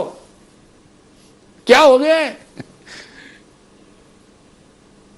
کسی کی ترقی کو دیکھ کر جب کوئی مسلمان ہے ماشاءاللہ اس کی ترقی نہ دین کو نقصان پہنچا رہی ہے نہ آخرت کو نقصان پہنچا رہی ہے، تو آپ کو آخر حرج کیا ہے کسی کی ترقی کی، کسی کی محبت کی، کسی کے حسن کی، کسی کے پیار کی، کسی کو صحت کو کہ اگر نعمتیں ملتی ہیں، کسی کو اولاد کا سکھ ملتا ہے، آپ کو کیا تکلیف کیا یار؟ پڑوسی سے یار کس کو کہتے ہیں جلتا ہے یار، کیوں جلتے ہو آپ؟ جل آپ رہے ہو نا، تکلیف کس کو؟ جو جلتا ہے اسی کو تکلیف ہوتی ہے۔ آپ اچھا کوئی بدقسمتی ہے، کوئی مانتا بھی نہیں ہے کہ میں جلتا ہوں، یہ ایک ایسا جلاوا پا ہے کہ جلنے والے کو یہ نہیں، اچھا یہ جل تو رہا ہے، اس کے ایک اندر بیٹھا ہوا کہ میں جل رہا ہوں، مگر یہ بتائے گا نہیں کہ میں جل رہا ہوں، کیونکہ پتہ ہے کہ اگر اس کو پتہ چلا، اگر یہ کنفرم ہو گیا کہ میں جلتا ہوں اور یہ کنفرم ہو گیا تو یہ جلنا خود ایک عیب ہے۔ جیلسی جس کو بولتے ہیں، حسد بولتے ہیں، یہ جلانا بولتے، جلتا ہے یار اس کی ترقی سے۔ تو یہ اتنی ساری خرابیاں بھائی کیوں پال کر بیٹھے ہو؟ کیوں اپنے آپ کو ذہنی دباؤ کا شکار کر آپ بیٹھے ہیں؟ کیوں فالج کو اور ہارٹ اٹیک کو دعوت دے رہے ہیں؟ کیوں کر رہے ہیں؟ نمازیں پڑھو، اللہ کو راضی کرو۔ ایک مسلمان کو اگر کوئی ترقی، عزت، شہرت، نعمت ملتی ہے تو اس سے خوش ہو جاؤ یار، خوش ہو جاؤ یار، خوش ہو جاؤ، خوش ہو جاؤ۔ اللہ تجھے اور دے یار، اللہ تجھے اور دے، یوں اللہ تجھے اور ترقی دے۔ تو دنیا میں بھی اللہ تعالیٰ تجھے بہتری دے، تجھے اللہ تعالیٰ آخرت میں بھی بہتری دے۔ دعائیں دینا سیکھو بھائی، دعائیں دینا سیکھو، خدا کا واسطہ اپنے۔ اچھا اس میں آپ ہی کا بھلا ہے، آپ اس کو دعائیں دو یا نہ دو، اس کے مقدر میں جو رب نے کر دیا نا وہ تو مل کر ہی رہے گا۔ اب آپ اگر دعائیں دیتے ہو اور آپ خوش ہوتے ہو، یقین مانو سے آپ کا بھلا ہے۔ میری ایک اسلام بھائی سے بات ہوئی، اس کو تھوڑا سا وہ بیچارے غصہ آ جاتا تھا، کو تھوڑا سا یوں عرض کی کہ یار آپ غصہ مت کیا کرو نا، اور موقع ملا تھا، وہ بیچارہ خود ہی اس سے اظہار کیا اگر میں اس کا کیا حل نکالوں، تو میں نے اس کو حل جو میری مٹھی عقل میں آیا میں نے اس کو عرض کیا۔ تو اس سے مجھے ایک بڑا پیارا واقعہ سنے، بولا یار آپ نے مجھے سمجھایا تھا، میں بیٹھا تھا کسی کا انتظار کر رہا تھا، وہ آیا نہیں، وہ غصہ تو بہت آ رہا تھا لیکن آپ کی بات بھی یاد آ رہی تھی۔ تو پھر کیا ہوا، بولا جب وہ بہت انتظار کرا کے جب آیا نا تو میں اسے مسکرا کر بات کرنے لگا۔ اچھا میں اسے مسکرا کر بات کر رہا ہوں، وہ میرا یہ مزاج اور یہ انداز دیکھو وہ بھی مسکرا رہا ہے، یعنی اس کو یہ کہ اب اس کو کیا ہو گیا یار، یہ تو بڑا غصے والا آدمی تھا۔ تو میں نے اس کو پوچھا کہ یار یہ بتاؤ تم کو سکون ملا کہ نہیں ملا؟ آپ سنیں میری بات، میں نے اس کو یہ پوچھا تم نے غصہ نہیں کیا، اس کو بھی مزہ آیا، یہ بتاؤ یار آپ کو سکون ملا کہ نہیں ملا؟ اور میرے کو بہت سکون ملا یار، تبھی تو میں آپ کو بیان کر رہا ہوں۔ یہ نا بھلا کس کا ہوا اصل میں؟ آپ کا، آپ کا بھلا ہے۔ یہ چیرنا جلنا یہ ان چیزوں سے نکل جاؤ، نکل جاؤ۔ بھائی کیا کیا اس نے، کیوں اس کے لیے بدگمانیاں کرتے ہو، کیوں اس کے عیب تلاش کرتے ہو، کیوں اس کی برائیاں کرتے ہو، کیوں حسد کرتے ہو؟ اس نے آپ کو بگاڑا کیا ہے یار؟ کچھ بھی نہیں کیا۔ اگر چلو بگاڑا بھی ہے تو حدیث پاک کتنی واضح، جو تجھے محروم کرے اسے عطا کر، جو تجھ سے توڑے اسے جوڑ، جو تجھ پر ظلم کرے اسے معاف کر، ہے یا نہیں ہے؟ کرو۔ یعنی بعض اوقات کسی کو اگر پوچھو نا بھائی تمہیں اس سے وہ کتنا ہمارے بازاری لینگویج میں ایک عام طور پہ کہتا ہے یہ سڑتا ہے، اس کو مجھے تجھے کیوں سڑتا ہے؟ بات پتا نہیں یار مجھے نہیں اچھا لگتا۔ تو یہ بغض ہے، آپ کے اندر کا کوئی بغض ہے، آپ کے اندر کی کوئی باطنی بیماری ہے، اس کو دور کریں۔ ہاں اللہ نہ کرے یہ کہیں ایمان نہ برباد کر دے، یہ عجیب و غریب قسم کی بات بیماری ہوتی ہے باطنی، اس کو ہلکا نہ جانے۔ تھوڑا بہت آدمی کو جسمانی بیماری ہوتی ہے، ٹیسٹ میں کراتا ہے نا تو پتہ چل جاتا تو علاج کراتا ہے۔ یہ آپ کو میں ٹیسٹ کر رہا ہوں، آپ یہ سمجھے کتابوں سے پڑھ کر کوئی چیزیں جو سمجھی ہیں وہ ٹیسٹ چیزیں دے رہا ہوں۔ بھائی کیوں آپ کی اس کی گاڑی ہے آپ کو کیوں اچھا نہیں لگا؟ چلے بتائیں کیوں اچھا نہیں لگا؟ اس نے اچھے کپڑے پہنے آپ کو کیوں اچھا نہیں لگا؟ اچھا اس نے کوئی اچھا مشورہ دیا تھا یہ بھی آپ کو اچھا نہیں لگا، نہیں مجھے اس نے مشورہ کیوں دیا؟ بھائی مشورہ دے دیا معاف کر دو اس کو یار، اس کو تھوڑی پتا تھا کہ آپ کو برا لگ جائے گا۔ یعنی بعض اوقات ایسا عجیب و غریب ہو جاتا ہے کہ اللہ کی بنا خالی جیسے کہ نہیں، بعض اوقات ساس کو بہو اچھی نہیں لگتی، اور ساس بہو کو کوئی مشورہ دے دے نا تو بہو کو خراب لگ جائے گا۔ اللہ اچھا نند بھابھی کو کوئی مشورہ دے دے، اللہ اللہ اللہ بھابھی کا ایسا مشورہ دیا کیوں؟ تو اب کیا نند کو جو سمجھا دے، یعنی یہ میں کہہ رہا کہ نند کو اپنے سمجھا دے کہ نن بھابھی ساس بہو ان کو اپنے سمجھا دیں کہ دیکھو تمہارے سامنے بیٹھ کر ناک سے کھاوے نا منہ کے بجائے نیوالا ناک میں ڈال رہی ہے، تب بھی اس کو نہ بولو کہ ناک سے نہ کھاوا ہے منہ سے کھاوا ہے، نہ بولو برا لگ جائے گا. ہو سکتا ہے کو برا لگ جائے کہ نہیں سے کیوں میرا ناک تھا میرا نیوالا تھا میں ناک سے کھاؤں گا منہ سے کھاؤں میری مرضی ہے، ادھر بھی سوراخ ہے ادھر بھی سوراخ ہے، اس کو کیا تکلیف تھی؟ اب اس کا کوئی حل ہے نہیں ہے نا. میں آپ کو ایک مسکراہٹ والے خوش طبعی والے انداز سے آپ کو سمجھانے کی کوشش کر رہا ہوں. ایک گھروں میں بیٹھے ہوئے عاشقان رسول کیا ہو گیا یار؟ کیوں ایک دوسرے سے آپ لوگ جلتے ہو؟ کیوں ایک دوسرے سے بے مروتی کا اظہار کرتے ہو؟ کیوں ایک دوسرے کے ساتھ حسد کریں ہم؟ اگر کوئی اچھی بات کرتا ہے تو مان لیں، اگر کوئی اچھی بات نہیں کی تو معاف کر دیں. توڑ کر مت بیٹھیں. ایک دوسرے سے جو تعلق توڑ کر بیٹھتے ہیں، دل میں گندگی جمع کر کے بیٹھتے ہیں، آپ کو خود ہی مزہ نہیں آئے گا، غصہ آ رہا ہوگا، اس کے نتیجے غصہ آئے گا، چڑچڑاپن ہو جائے گا. تو کبھی کس پہ غصہ نکالیں، کبھی اپنے آپ پہ غصہ نکالیں گے، وہ کبھی مطلب کہ کھانا جل جائے گا، نقصان الگ. پیاز کاٹتے کاٹتے غلط پیاز کاٹ دیں گے، سبزی برباد ہو جائے گی. کوئی غصے میں کوئی گلاس ٹوٹ جائے گا، یہ مالی نقصان الگ ہے. ہاں مالی نقصان الگ ہے. زور سے کرسی پہ بیٹھے گا تو کرسی ٹوٹ جائے گی، آپ گرو گے تو آپ کی ہڈی ٹوٹ جائے گی. یہ سارے نقصانات الگ ہیں. کس کو ہوئے؟ آپ کو ہوئے. جس سے آپ کو جلن ہے نا، اس کا کوئی نقصان نہیں ہے، اس کی موج لگی ہوئی ہے، اس کے مقدر میں اللہ نے ترقی دی ہے، وہ ترقی کر رہا ہے، اس کو عزت دی ہے، اس کے مقدر میں عزت ہے، اس کو عزت مل رہی ہے. اللہ نے اس کے مقدر میں کامیابی کی، اس کو کامیابی مل رہی ہے. تو نہ کریں نا اس طرح. محبت کریں، محبت پیار کریں ایک دوسرے کے ساتھ، ادب کریں، احترام کریں ایک دوسرے کے ساتھ. اگر میری کوئی بات آپ کو ایسا لگتا ہے کہ یار اس سے بات کی ہے جو ہمارے اندر ایک ملاپ، ایک محبت اور ایک پیار کا ماحول اور ایک سکون کا ماحول فراہم کر سکتی ہے اس کی یہ باتیں، تو مان لیجئے. اور اب بھی اسی وقت فون کر کوئی مطلب کوئی کانٹیکٹ بحال کر لیجئے. غیر شرعی تعلقات کی رہنمائی نہیں کر رہا میں. جو غیر شرعی تعلقات، گرل فرینڈ، بوائے فرینڈ، ناجائز طرف کے جو تعلقات جمع کر کے بیٹھے، ان کو میں کوئی نہیں گائیڈ لائن دے رہا. نہ وہ روٹتا ہے روٹے، وہ ٹوٹتا ہے تو ٹوٹے. وہ تو جس کو اسلام جوڑے وہ جڑے، جس کا اسلام نے توڑنے کا بات کی وہ ٹوٹی جائے تو اچھا ہے. تو جہاں یہ غیر شرعی تعلقات ہے، جہاں شریعت نے منع کیا ہے، جس سے بات کرنا، جس سے تعلقات رکھنے کو شریعت پسند نہیں کرتی، اس سے نہیں تعلقات. یا تو میں آپس کے تعلقات، رشتہ داری، دوستی، پڑوس وغیرہ وغیرہ کہ وہاں بھی کوئی شرعی کمزوری اگر نہیں ہے تو، اور آپس کی ذاتی بغض و کینہ اور حسد ہوتا ہے، اور کچھ بھی نہیں ہے یار، کچھ بھی نہیں ہے. جیو نا، محبت سے جیو نا یار. زندگی ہے کتنی، وہ سکون ملے گا. اگر آپ کو مشورہ دیتا ہوں، اگر کسی سے آپ کا کانٹیکٹ نہیں ہو رہا اور اسے بیٹھے بیٹھے آپ کو ایسا ہے کہ نہیں کانٹیکٹ کرنا، کوئی وجہ نہیں ہے، ایسے ہی اگر لگتا ہے، میں آپ کو مشورہ دیتا ہوں، آپ رابطہ کر لیں، ہمت کریں. اور اگر آپ دونوں سن رہے ہیں کہیں بیٹھ کر، 3 سن رہے ہیں کہیں بیٹھ کر، 12 سن رہے ہیں، 10 سن رہے ہیں کہیں بیٹھ کر، اگر آپ سے کوئی سا رابطہ کر لے تو آپ اس کو مثبت اور پوزیٹیو جواب دے دیں.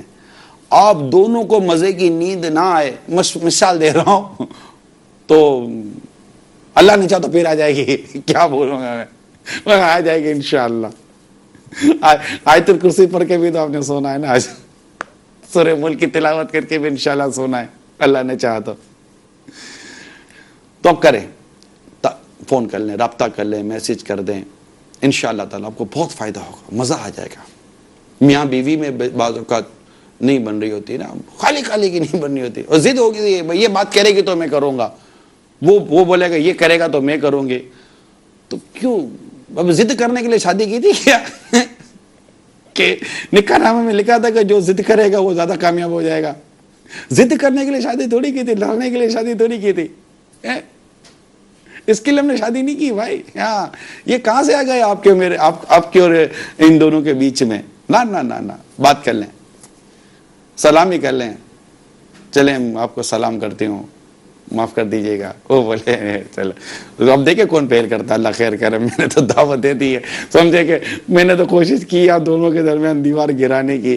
اب جو پہل کر لے, کہتا ہے نا یار کوئی تیسرا آدمی, ویسا بھی ہوتا ہے بعض اوقات, دونوں میں سے لگی ہوئی تھی لیکن دل کرتا ہے میں کر لوں, لیکن ضد آگے آ جاتی ہے. بیچ میں اگر کوئی ساتھ دے دے نا تو راستہ کھل جاتا ہے, چلو میں ساتھ دیتا ہوں آپ کا, کسی کا بھائی ہوں, کسی کا کیا ہوں, میں آپ کا ساتھ دیتا ہوں.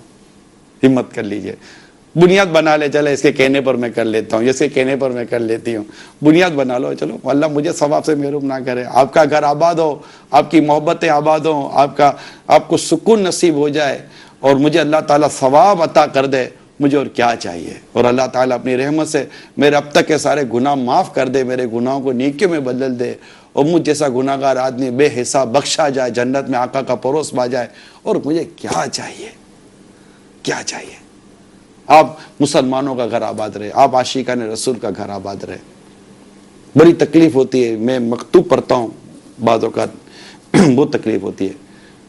بعض شوہر ہوتے ہیں جو بیویوں پر ظلم کر رہے ہوتے ہیں, بعض بیویاں ہوتی ہیں جو شوہروں کے ساتھ اتنی زبردست زیادتی کر رہی ہوتی ہیں, بدتمیزیاں کر رہی ہوتی ہیں. میں نے شوہر کو, مردوں کو آنسوؤں سے روتے ہوئے دیکھا ہے, جو اپنی بیوی کی بدتمیزی و اخلاقی کی وجہ سے آنسوؤں سے روتے ہیں, آنسوؤں سے روتے ہوئے دیکھا ہے. میں سوچ رہا ہوں کہ اگر یہ عورت اللہ کو کیا جواب دے گی جو اپنے شوہر پر ظلم کرتی ہے, زیادتی کرتی ہے. یا بعض ایسے شوہر ہیں اتنا ظلم, اتنی زیادتی, اتنی بے وفائی اور اتنے بے مروتی کا اظہار کرتے ہیں اپنی عورتوں کے ساتھ. میں یہ سوچتا ہوں کہ یہ بیچاری, اس کا تو یہاں کچھ نہیں بگاڑ سکتی, مگر یہ مرد قیامت کے وقت اپنے رب کو کیا جواب دے گا. اچھا, یہ اوپر لے کر ہی ہم اپنے گھروں کا سکون برباد کیا ہوا ہے.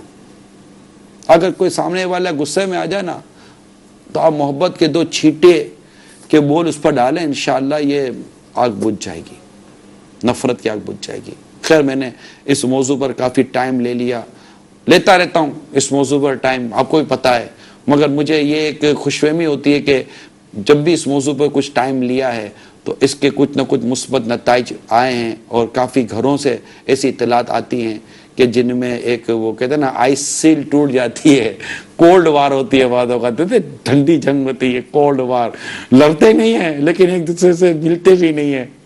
ہو سکتا ہے کہ کوئی ایسی اچھی صورت بن جائے, مسلمان آپس میں مل جائیں, شیطان ناکام و نامراد ہو کر اپنی آگ میں جل جل کر یہ تباہ برباد ہوتا رہے اور ہمارا بھلا ہوتا رہے. چلیں کال چلائیے. السلام علیکم ورحمۃ اللہ وبرکاتہ. وعلیکم السلام ورحمۃ اللہ وبرکاتہ. پیارے نگران شورا, الحمدللہ سوجل ہم آپ کا سلسلہ دیکھ رہے ہیں, میرے رب کا کلام. ماشاءاللہ آپ جس طرح ہمیں سمجھا رہے ہیں مسکرا کر, لگتا ایسا ہے کہ آپ کا دل کڑ رہا ہے, جل رہے ہیں, اندر میں کڑ رہے ہیں, اور الحمدللہ ہمیں آپ سمجھا رہے ہیں. اللہ کرے کہ ہم سمجھنے والے بن جائیں. جو مدنی چینل کے ناظرین ہیں انہیں بھی مدنی التجا ہے کہ جو حدیث پاک نگران شورا نے ہمیں بتائی کہ ہم سب اس پر عمل کرنے والے بن جائیں. جزاک اللہ خیر. آمین آمین. ماشاءاللہ, حوصلہ افزائی کا شکریہ. میں واقعی میں اگر کہوں کہ میرا دل دکھتا ہے جب میں یہ حالات دیکھتا ہوں, تو میرا دل دکھتا ہے. ہم بدل سکتے ہیں اگر ہم سنجیدہ ہو جائیں, بدلنا چاہیں تو ہو سکتا ہے, تبدیلی آ سکتی ہے, آ سکتی ہے. کال چلائیے. السلام علیکم ورحمۃ اللہ وبرکاتہ. وعلیکم السلام ورحمۃ اللہ وبرکاتہ. جناب, میرا نام محمد علی ہے اور میں کراچی سے بات کر رہا ہوں. حضرت آپ کی بارگاہ میں ایک عرض ہے کہ میں نے بچپن سے یہ سنا ہے اور اپنے بڑوں سے بھی یہ سنتا ہوا آیا ہوں کہ میدان حشر کا جو واقعہ ہے وہ میدان عرفات میں سجے گا. میدان عرفات جہاں حج کا خطبہ دیا جاتا ہے, جہاں مسجد نمرہ موجود ہے. لیکن میں نے کچھ دن پہلے ذہنی آزمائش کی ایک کتاب سوالن جوابن کے اندر پڑھا ہے کہ میدان حشر کا واقعہ شام کی سرزمین پر پیش آئے گا. تو اس سلسلے میں میری تھوڑی سی رہنمائی فرما دیجیے. دوسری درخواست یہ ہے حضرت کہ میں اس وقت بے روزگار ہوں, روزی کی تلاش میں ہوں. کئی جگہوں پر میں نے اپنی سی وی دی ہے لیکن کوئی جواب نہیں آیا, لہٰذا اس کے لیے بھی دعا کر دیجیے اور نوکری کے لیے کوئی وظیفہ بھی بتا دیجیے. السلام علیکم ورحمۃ اللہ وبرکاتہ. وعلیکم السلام ورحمۃ اللہ وبرکاتہ. اللہ کریم آپ کو رزق حلال طیب عطا فرمائے, آسان بھی عطا فرمائے, اور یہ کہ فجر کی نماز کے بعد اشراق چاش تک دعا کرتے رہیں، نیکی کے کام کرتے رہیں، قرآن کریم کی تلاوت، اگر اللہ توفیق دے مدنی حلقے میں شرکت کریں دعوت اسلامی کے، اور اشراق چاش کی نماز پڑھیں، چند دنوں تک یہ عمل کریں، میرے رب کی رحمت شامل حال رہی تو آپ پر رزق کا دروازہ کھلے گا، نمبر 1۔ دوسرا یہ کہ ذہنی آزمائش کی جو کتاب ہے اس میں جو جواب ہے وہی درست ہے، جو باہر شریعت میں بھی یہی لکھا ہے کہ میدان محشر یہ ملک شام میں، مطلب جو وہاں کے میدان کے حوالے سے لکھا ہے کہ وہیں قائم کیا جائے گا، تو جو ذہنی آزمائش میں لکھا ہے نا وہ باہر شریعت کے مطابق لکھا ہے، وہی درست ہے۔ کال چلائی۔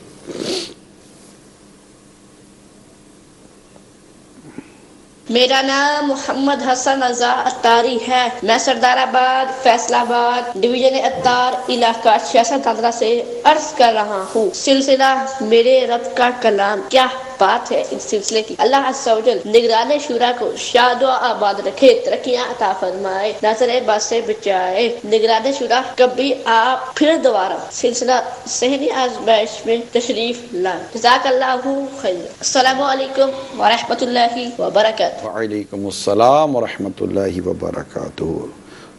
حوصلہ افزائی کرنے کا بہت بہت شکریہ۔ ذہنی آزمائش میں دیکھیں اگر کوئی صورت نکل آئی تو انشاءاللہ حاضری بھی دے دیں گے۔ کال چلائیے۔ السلام علیکم ورحمۃ اللہ وبرکاتہ۔ وعلیکم السلام ورحمۃ اللہ وبرکاتہ۔ نگران شورا، آپ سے سوال یہ ہے کہ میں آج میٹرک کا امتحان دینے گیا تھا اور ایک لڑکے نے مجھ سے سوال پوچھا، میں نے اس کو بتایا نہیں، یہ اس کو میں کہہ رہا تھا خاموش ہو جاؤ تو نگران آ کر مجھے کہنے لگا پیپر واپس دو۔ پیپر اس نے میرا بھی لے لیا، اس لڑکے کا بھی۔ اس نے پھر مجھے کہا تم نے داڑھی رکھی ہوئی ہے، تمہیں شرم نہیں آتی، کچھ حیا کرو، کچھ شرم کرو۔ آپ سے سوال یہ ہے کہ پلیز اس کا کوئی جواب دے دیں۔ اس نے یہ جو لفظ داڑھی کے خلاف بولا ہے اس کا کیا رد عمل ہوگا؟ السلام علیکم ورحمۃ اللہ وبرکاتہ۔ میں اس کا کیا رد، وعلیکم السلام ورحمۃ اللہ وبرکاتہ، اس کا کیا رد عمل ہوگا؟ اس کا یہی اچھا خاصا رد عمل ہے کہ آپ کی ماشاءاللہ داڑھی ہے تو آپ نے اس کو جواب نہیں دیا، آپ نے اگر صبر و تحمل کے ساتھ اس کی بات سن لی، اس کو مطلب کہ اس کو معاف کر دیا ہے، تو یہ ایک داڑھی والے کے ایک اچھا عمل ہے۔ اور آپ نے چونکہ کچھ بقول جیسا کوئی سوال سے لگتا ہے آپ کی بات سے، تو آپ نے کچھ ایسا کام کیا نہیں تھا اور اس نے ہو سکتا ہے کہ آپ کے بارے میں کوئی بدگمانی کر دی ہو، تو اس کو معاف کر دیجئے۔ اور اس سے کہا کہ داڑھی رکھ کر تم ایسے عمل کرتے ایسے کرتے، اس کی بدگمانی تھی، اس کی غلط فہمی تھی، معاف کر دے اس کو۔ عموماً ہمارے یہاں ایسا ہوتا ہے کہ لوگ اس طرح کی طنز بھی کرتے ہیں، تانے بھی دیتے، تنقید بھی کرتے ہیں، یا داڑھی رکھ کر تم ایسا کام کرتے ہو۔ یہ کرنا نہیں چاہیے ویسے اس طرح۔ بھائی جھوٹ ہے، داڑھی والا بولے کہ بغیر داڑھی والا بولے، اگر بغیر داڑھی والا جھوٹ بولتا ہے، مثال کا تو داڑھی منڈا کر آئے اور جھوٹ بھی بولا، تو اس کے دو غلط کام کیے نا، ایک جھوٹ بولے، داڑھی منڈائی۔ اور اگر داڑھی والا جھوٹ بولتا ہے تو اس نے ایک غلط کام کیا نا، جھوٹ بولتا ہے، داڑھی تو نہیں منڈائی۔ احکام شریعت تو مسلمانوں پر واضح ہیں، مگر اب یہ کہ داڑھی والوں سے لوگ زیادہ توقع رکھتے ہیں کہ یہ مذہبی آدمیوں کا تو یہ جھوٹ بھی نہیں بولتا ہوگا، تو جھوٹ تو ویسے ہی مسلمان کو نہیں بولنا چاہیے۔ تو یہ کہ داڑھی رکھ لیتے ہیں تو اس میں کہ کچھ مزید اس کی احتیاط تقاضے بڑھ جاتے ہیں، تاکہ کیونکہ لوگ ہماری سنتے بھی تو نا، ہر آدمی کی سنتا بھی تو نہیں ہے۔ بھائی ایک عام آدمی بات کرنے جاتے کہاں لوگ سنتے ہیں، لیکن ایک داڑھی والا بات کرتا لوگ اس کی سنتے ہیں کہ نہیں یار ایک داڑھی والا بات کر رہا ہے، مذہبی آدمی بات کر رہا ہے۔ تو جب ہماری لوگ سنتے ہیں، تو جب ہمارے سے کوئی ایسی غلطی ہو جاتی ہے تو پھر ہمیں کہتے بھی ہیں۔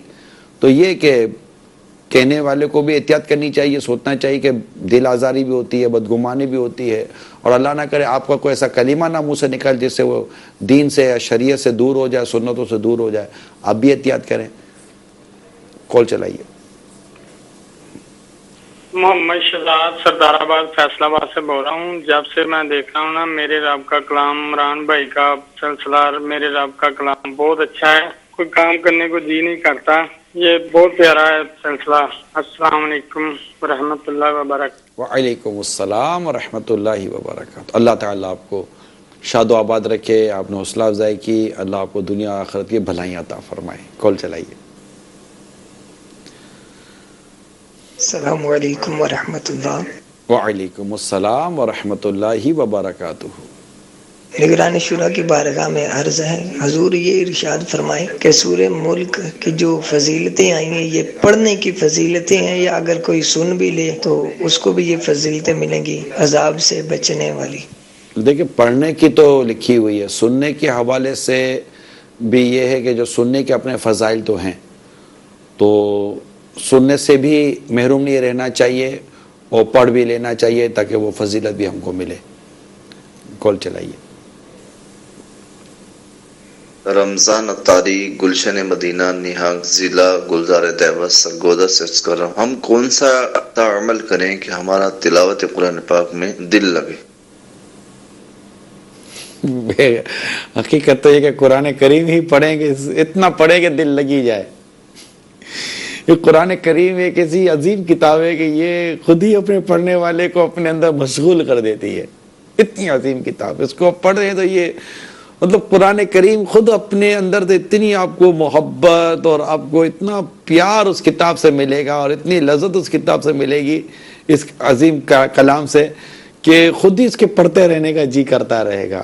البتہ مزید یہ کہ اللہ سے دعا کریں، سچی توبہ کریں، سچی توبہ کریں، اور اللہ تعالیٰ سے دعا کریں کہ یا اللہ میرے گناہ معاف کر، میرے دل سے گناہوں کی گندگی دور کر، اور تیرے پاک کلام پڑھنے کی مجھے توفیق دے۔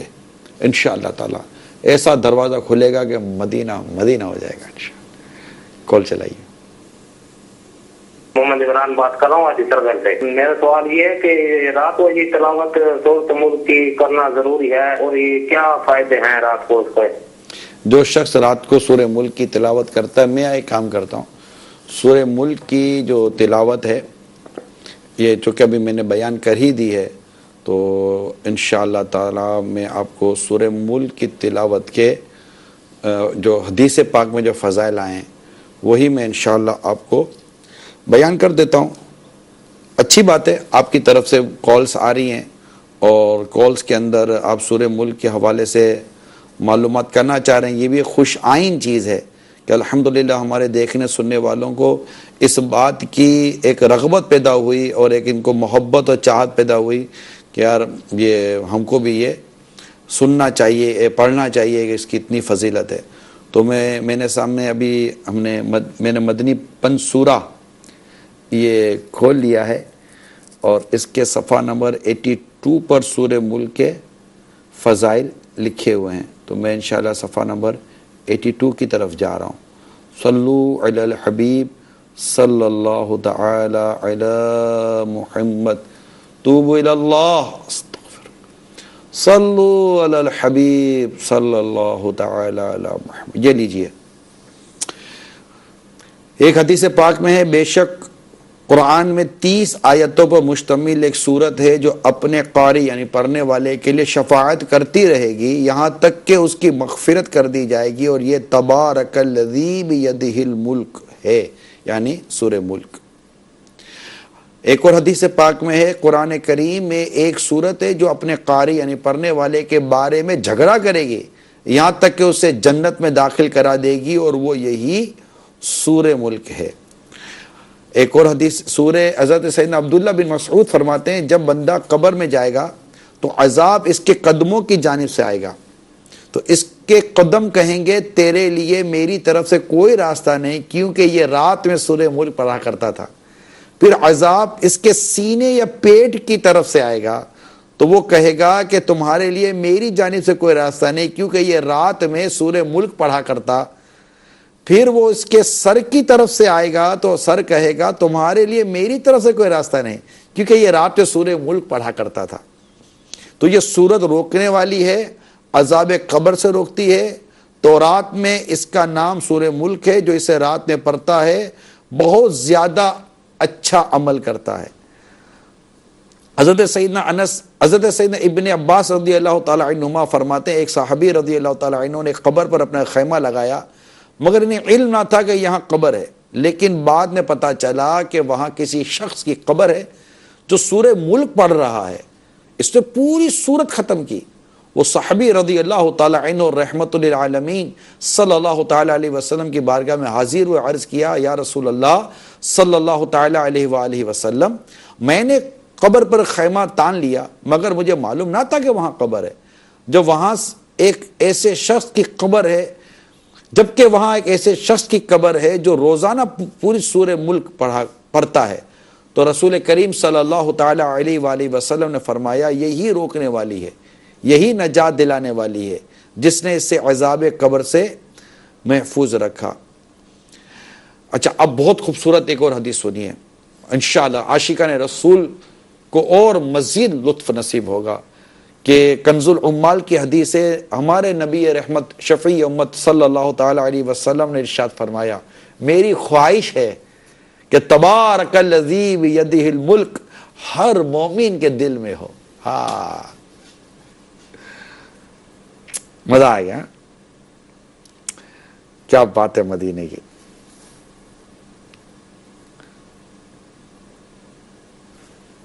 تو یوں مطلب کافی اس میں روایتیں موجود ہیں۔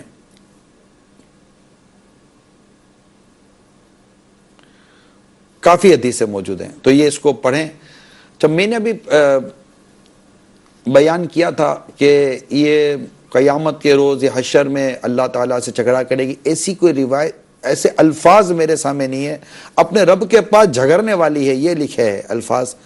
تو قیامت اور حشر کا اس میں کوئی ذکر میں نے ابھی تک نہیں پڑھا، تو میں ان کلمات سے رجوع کرتا ہوں کیونکہ میں نے پڑھا نہیں ہے۔ تو اگر یہ کلمات نہیں ہے تو ایڈٹ کر دیجیے گا، لیکن ابھی جو میں نے فضیلتیں بیان کی ہیں یہ آپ کو میں نے مدنی پن سورہ صفحہ نمبر 82 پر اس کے فضائل لکھے تھے۔ جی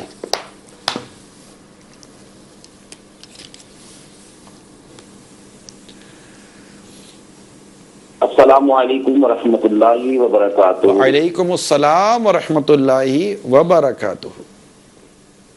نگرانی شورا کی بارگاہ میں میرا سلام ہے، محمد عرفان اتاری، شعبہ خدامت مساجد ملتان سے عرض کر رہا ہوں۔ حضور ماشاءاللہ آپ کا سلسلہ میرے رب کا کلام بہت ہی پیارا سلسلہ ہے۔ اللہ تبارک و تعالیٰ آپ کو اور آپ کے تمام سلسلوں کو ڈھیروں ڈھیر برکت عطا فرمائے۔ میری کچھ رشتہ داروں سے عداوت تھی، لڑائی جھگڑا تھا، میں نیت کرتا ہوں آج نگرانی شورا کی گفتگو سن کے الحمدللہ دل بڑا مطمئن ہوا، تو میں نیت کرتا ہوں کہ انشاءاللہ سوجل ان رشتہ داروں سے تمام جن کے ساتھ میرے مسائل تھے انشاءاللہ سوجل ان سے میں جو قطع تعلقی کی ہوئی تھی وہ ختم کر دوں گا۔ اللہ نے چاہا تو آپ استقامت کی دعا فرما دیں۔ السلام علیکم ورحمۃ اللہ وبرکاتہ۔ وعلیکم السلام ورحمۃ اللہ وبرکاتہ۔ مدینہ ماشاءاللہ بہت اچھا، اللہ آپ کو استقامت دے۔ بھئی یہ ہے کہ اگر آپ نے کسی کے یعنی کوئی بھی اس طرح کے اسلامی بھائی ہیں، اگر آپ نے اپنے کسی بھی کے حق دبائیں تو حق داروں کو اس کا حق لوٹا دیجئے۔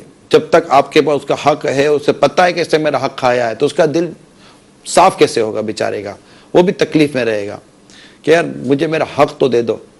تو حق داروں کا حق بھی لوٹا دیجئے۔ ہاں یہ ضرور ہو سکتا ہے کہ آپ کا کسی نے حق کھایا ہے تو آپ چاہیں تو آپ اپنا حق معاف کر دیں، یہ بھی ممکن ہے۔ اللہ کی رحمت بہت بڑی ہے، کیا عجب کہ آپ کا یہ عمل آپ کی مغفرت کا سبب بن جائے، بے حساب مغفرت کا سبب بن جائے۔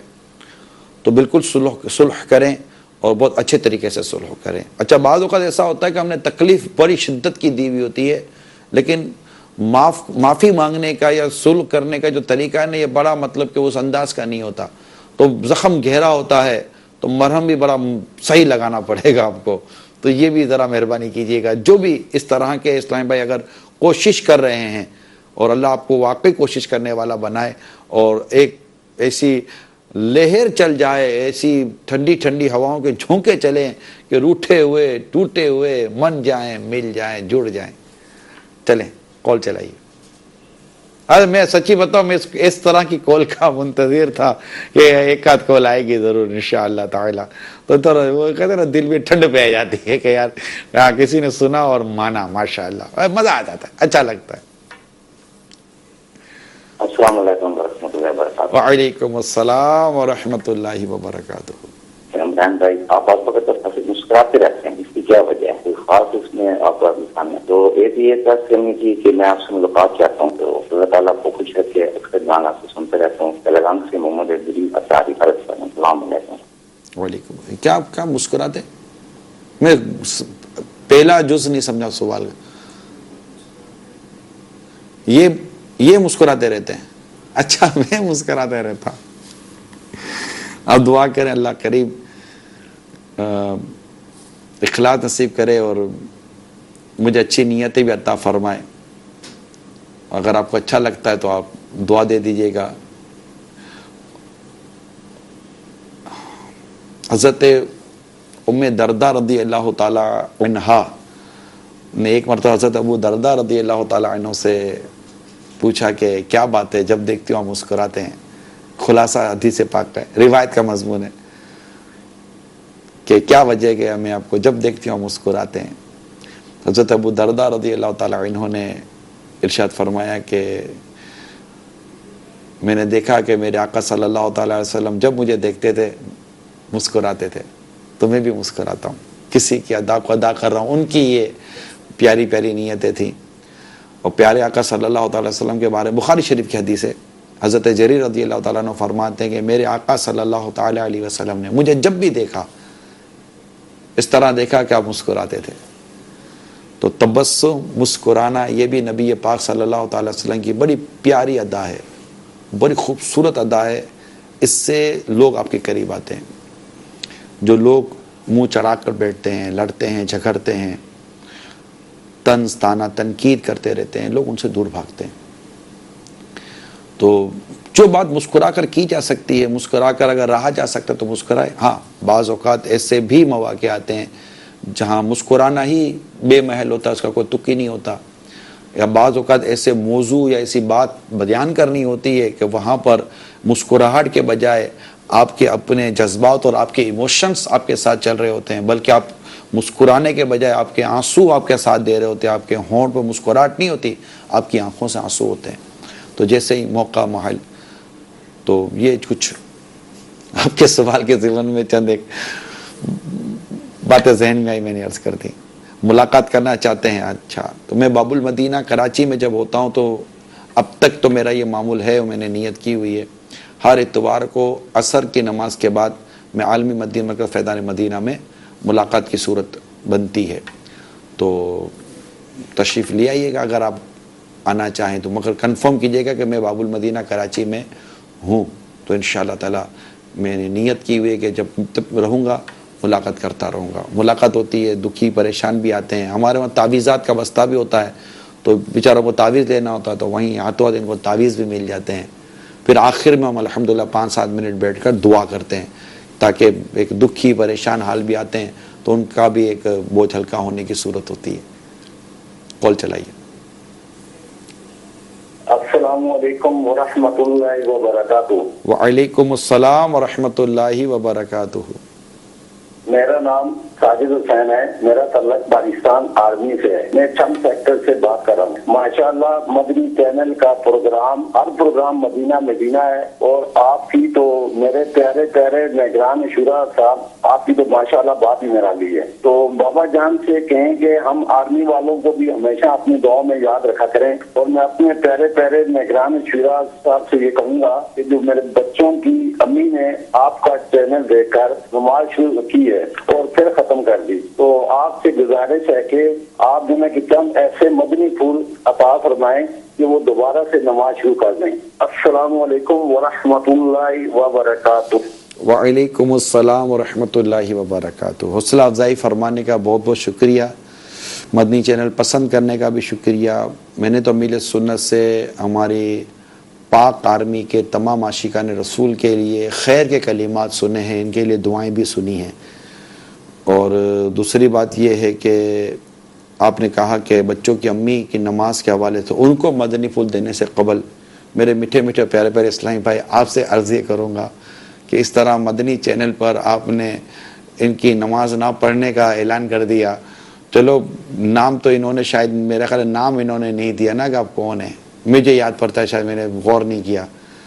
تو اب ان کو پتہ تو چلی گیا ہوگا، یہ تو پہچان ہی رہی ہوگی آواز کہ آپ نے اتنے سارے مطلب کے بیچ میں آپ نے یہ اعلان کر دیا. تو اس سے بعض اوقات اصلاح ہونے کے بجائے ناراضی کی کیفیت پیدا ہو جاتی ہے. تو ایسی چیزیں نجی طور پر بیان کی جاتی ہیں.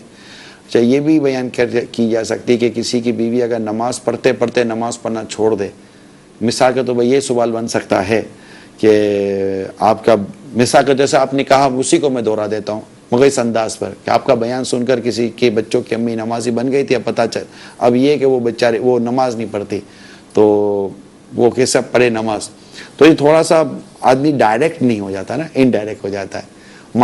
ناراض مت ہوئیے گا، میں کہا چلے آپ کو عرض کر دوں اور آپ کے ذریعے ہو سکتا ہے یہ کئیوں کا بھلا ہو جائے. البتہ نماز قضا کرنا بلا اجازت شرع حرام، جہنم میں لے جانے والا کام ہے. اور نماز یہ دین کا ستون ہے، نماز کے بغیر انسان کسی کام کا نہیں ہے. جو اسلامی بھائی اسلامی بہنیں اپنے گھر میں سکون چاہتے ہیں، اپنے رزق میں برکت چاہتے ہیں، اللہ تعالیٰ کی محبت چاہتے ہیں، ان کو چاہیے کہ نماز ہرگز نہ چھوڑیں اور پابندی کے ساتھ نماز پڑھیں. کال چلائیے. السلام علیکم ورحمۃ اللہ وبرکاتہ.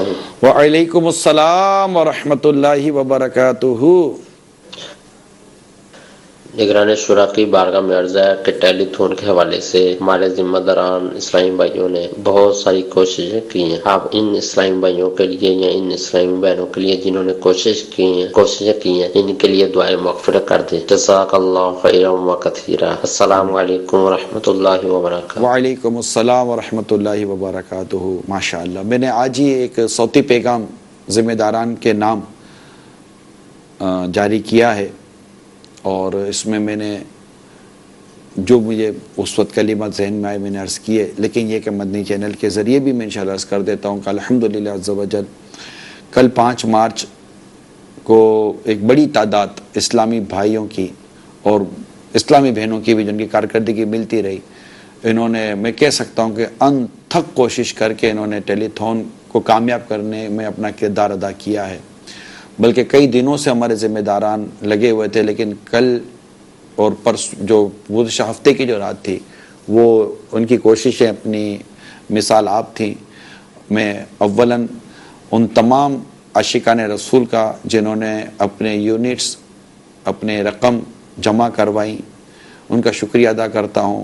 نیز جنہوں نے جمع کی، کوشش کی، نیتیں کروائیں، ذہن بنایا، ساتھ دیا، اسلامی بھائی اسلامی بہنیں اور بالخصوص جامعۃ المدینہ کے اساتذہ کرام، ناظمین مجلس، پیارے پیارے طلباء کرام، جامعۃ المدینہ کی طالبات اور معلمات اور باجیاں، اسی طرح دیگر ہمارے شعبہ جات کے اسلامی بھائی اور ساتھ مدرسۃ المدینہ مدنی منوں کے ان کے ناظمین، قاری صاحبان، مجلس اور کئی طلباء مدنی منوں نے اپنے گھر والوں کے ذریعے ان سب نے مل کر ماشاءاللہ ایک اچھا حساب کتاب کیا، نظام بنایا اور ٹیلی تھون کو کامیاب کرنے کی انہوں نے پوری کوشش کی. مدنی چینل کے مدنی عملے کا بھی شکریہ ادا کروں، کال سینٹر پر اور بستے لگائے، پتہ نہیں کیا کیا کیا کیا کیا. تو یہ سب الحمدللہ ہوا. اللہ تعالیٰ ان سب کی کوششوں کو، ان سب کی پیشکشوں کو قبول کرے اور ان تمام تر امور کو ہم سب کی بے حساب مغفرت کا ذریعہ بنا دے اور ہم بخشے جائیں اللہ کے حضور، ہم سے پرسش نہ ہو. آمین بجاہ نبی الامین صلی اللہ تعالی علیہ وسلم. اب ایک امپورٹنٹ میٹر یہ ہے کہ جن اسلامی بھائیوں نے نیتیں کی ہیں ان کی نیتوں کے مطابق اللہ انہیں عمل کی بھی توفیق دے. لہٰذا اسلامی بھائیوں کو چاہیے کہ وہ جنہوں نے نیتیں کی ہیں ان کو یاد دہانی کروائیں، اور جنہوں نے نیتیں کی ہیں وہ یاد دہانی سے پہلے، اگر ابھی آپ سن رہے ہیں کہ آپ نے نیت کی تھی کل یا اس سے پہلے اور اب تک آپ نے رقم جمع نہیں کروائی، تو مہربانی کر کے آپ اپنا یہ مدنی عطیات آپ متعلقہ اسلامی بھائیوں تک، ذمہ داران تک جمع کروا دیجئے. اور جو اسلامی بھائی لے سکتے ہیں نیتوں کو یاد دلائیں اور ان سے ضرور یہ رقم حاصل کر لیجئے گا.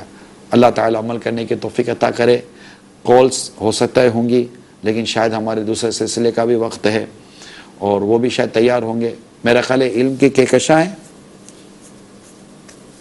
اچھا وہ اتوار مغرب کے بعد ہو گیا، کیا بات ہے مدینے کی. چلیں تو کچھ کال چلا دیں پھر انشاءاللہ آپ سلسلہ ختم کرتے ہیں. ماشاءاللہ فیضان علم سلسلہ ریکارڈڈ ہے. جی ماشاءاللہ، ہمارے مفتی محمد قاسم صاحب کا سلسلہ ہے فیضان علم. فیضان علم تو ماشاءاللہ یہ بڑا خوبصورت علم و حکمت سے کے مدنی پھولوں سے بھرپور سلسلہ ہے. یہ انشاءاللہ بھی کچھ ایک دو چند کالے لے کر پھر ہم چلتے ہیں سلسلے کی طرف. السلام علیکم. وعلیکم السلام ورحمۃ اللہ وبرکاتہ. میرا نام محمد جہان ہے، میں ضلع دادو سے عرض کر رہا ہوں. نگران شورا کے بارگاہ میں عرض ہے. ماشاء اللہ میرے رب کا کلام سلسلہ فرماتے ہیں بہت اچھا ہے، الحمدللہ مدنی چینل کا بہت سلسلہ اچھا ہے. پر ایک بات آپ سے میں ضرور عرض کروں گا، اگر میرے رب کے کلام میں ایک یہ ہو جائے، میرا مشورہ ہے آپ سے، جو سورہ فاتحہ ہے وہ سورت تلاوت ہو جائے اور اس کا ترجمہ ہو جائے اور اس کی کچھ تفسیر بیان کی جائے اور اس کے بعد یہ سلسلہ شروع ہو تو مدینہ مدینہ. السلام علیکم. وعلیکم السلام ورحمۃ اللہ وبرکاتہ. یہ ہو سکتا ہے کہ اسے کسی ایک سلسلے میں لے لیا جائے، سورہ فاتحہ بھی بیان ہو جائے، اس کے فضائل بیان ہو جائے، اس کی تلاوت ہو جائے، اس کی کچھ تفسیر جو قرآن کریم کی بیان ہوئی ہے وہ ہو جائے. تو ایک سلسلے میں تو یہ کیا جا سکتا ہے، اس پہ غور کر لیتے ہیں. اللہ آپ کو مشورہ دینے کا بھی ثواب عطا فرمائے. چلتے ہیں دوسرے سلسلے کی طرف. اللہ کریم ہم سب کو ایمان کی سلامتی نصیب فرمائے. آمین بجاہ نبی الامین صلی اللہ تعالی علیہ وآلہ وسلم. صلو علی الحبیب صلی اللہ تعالی علی محمد.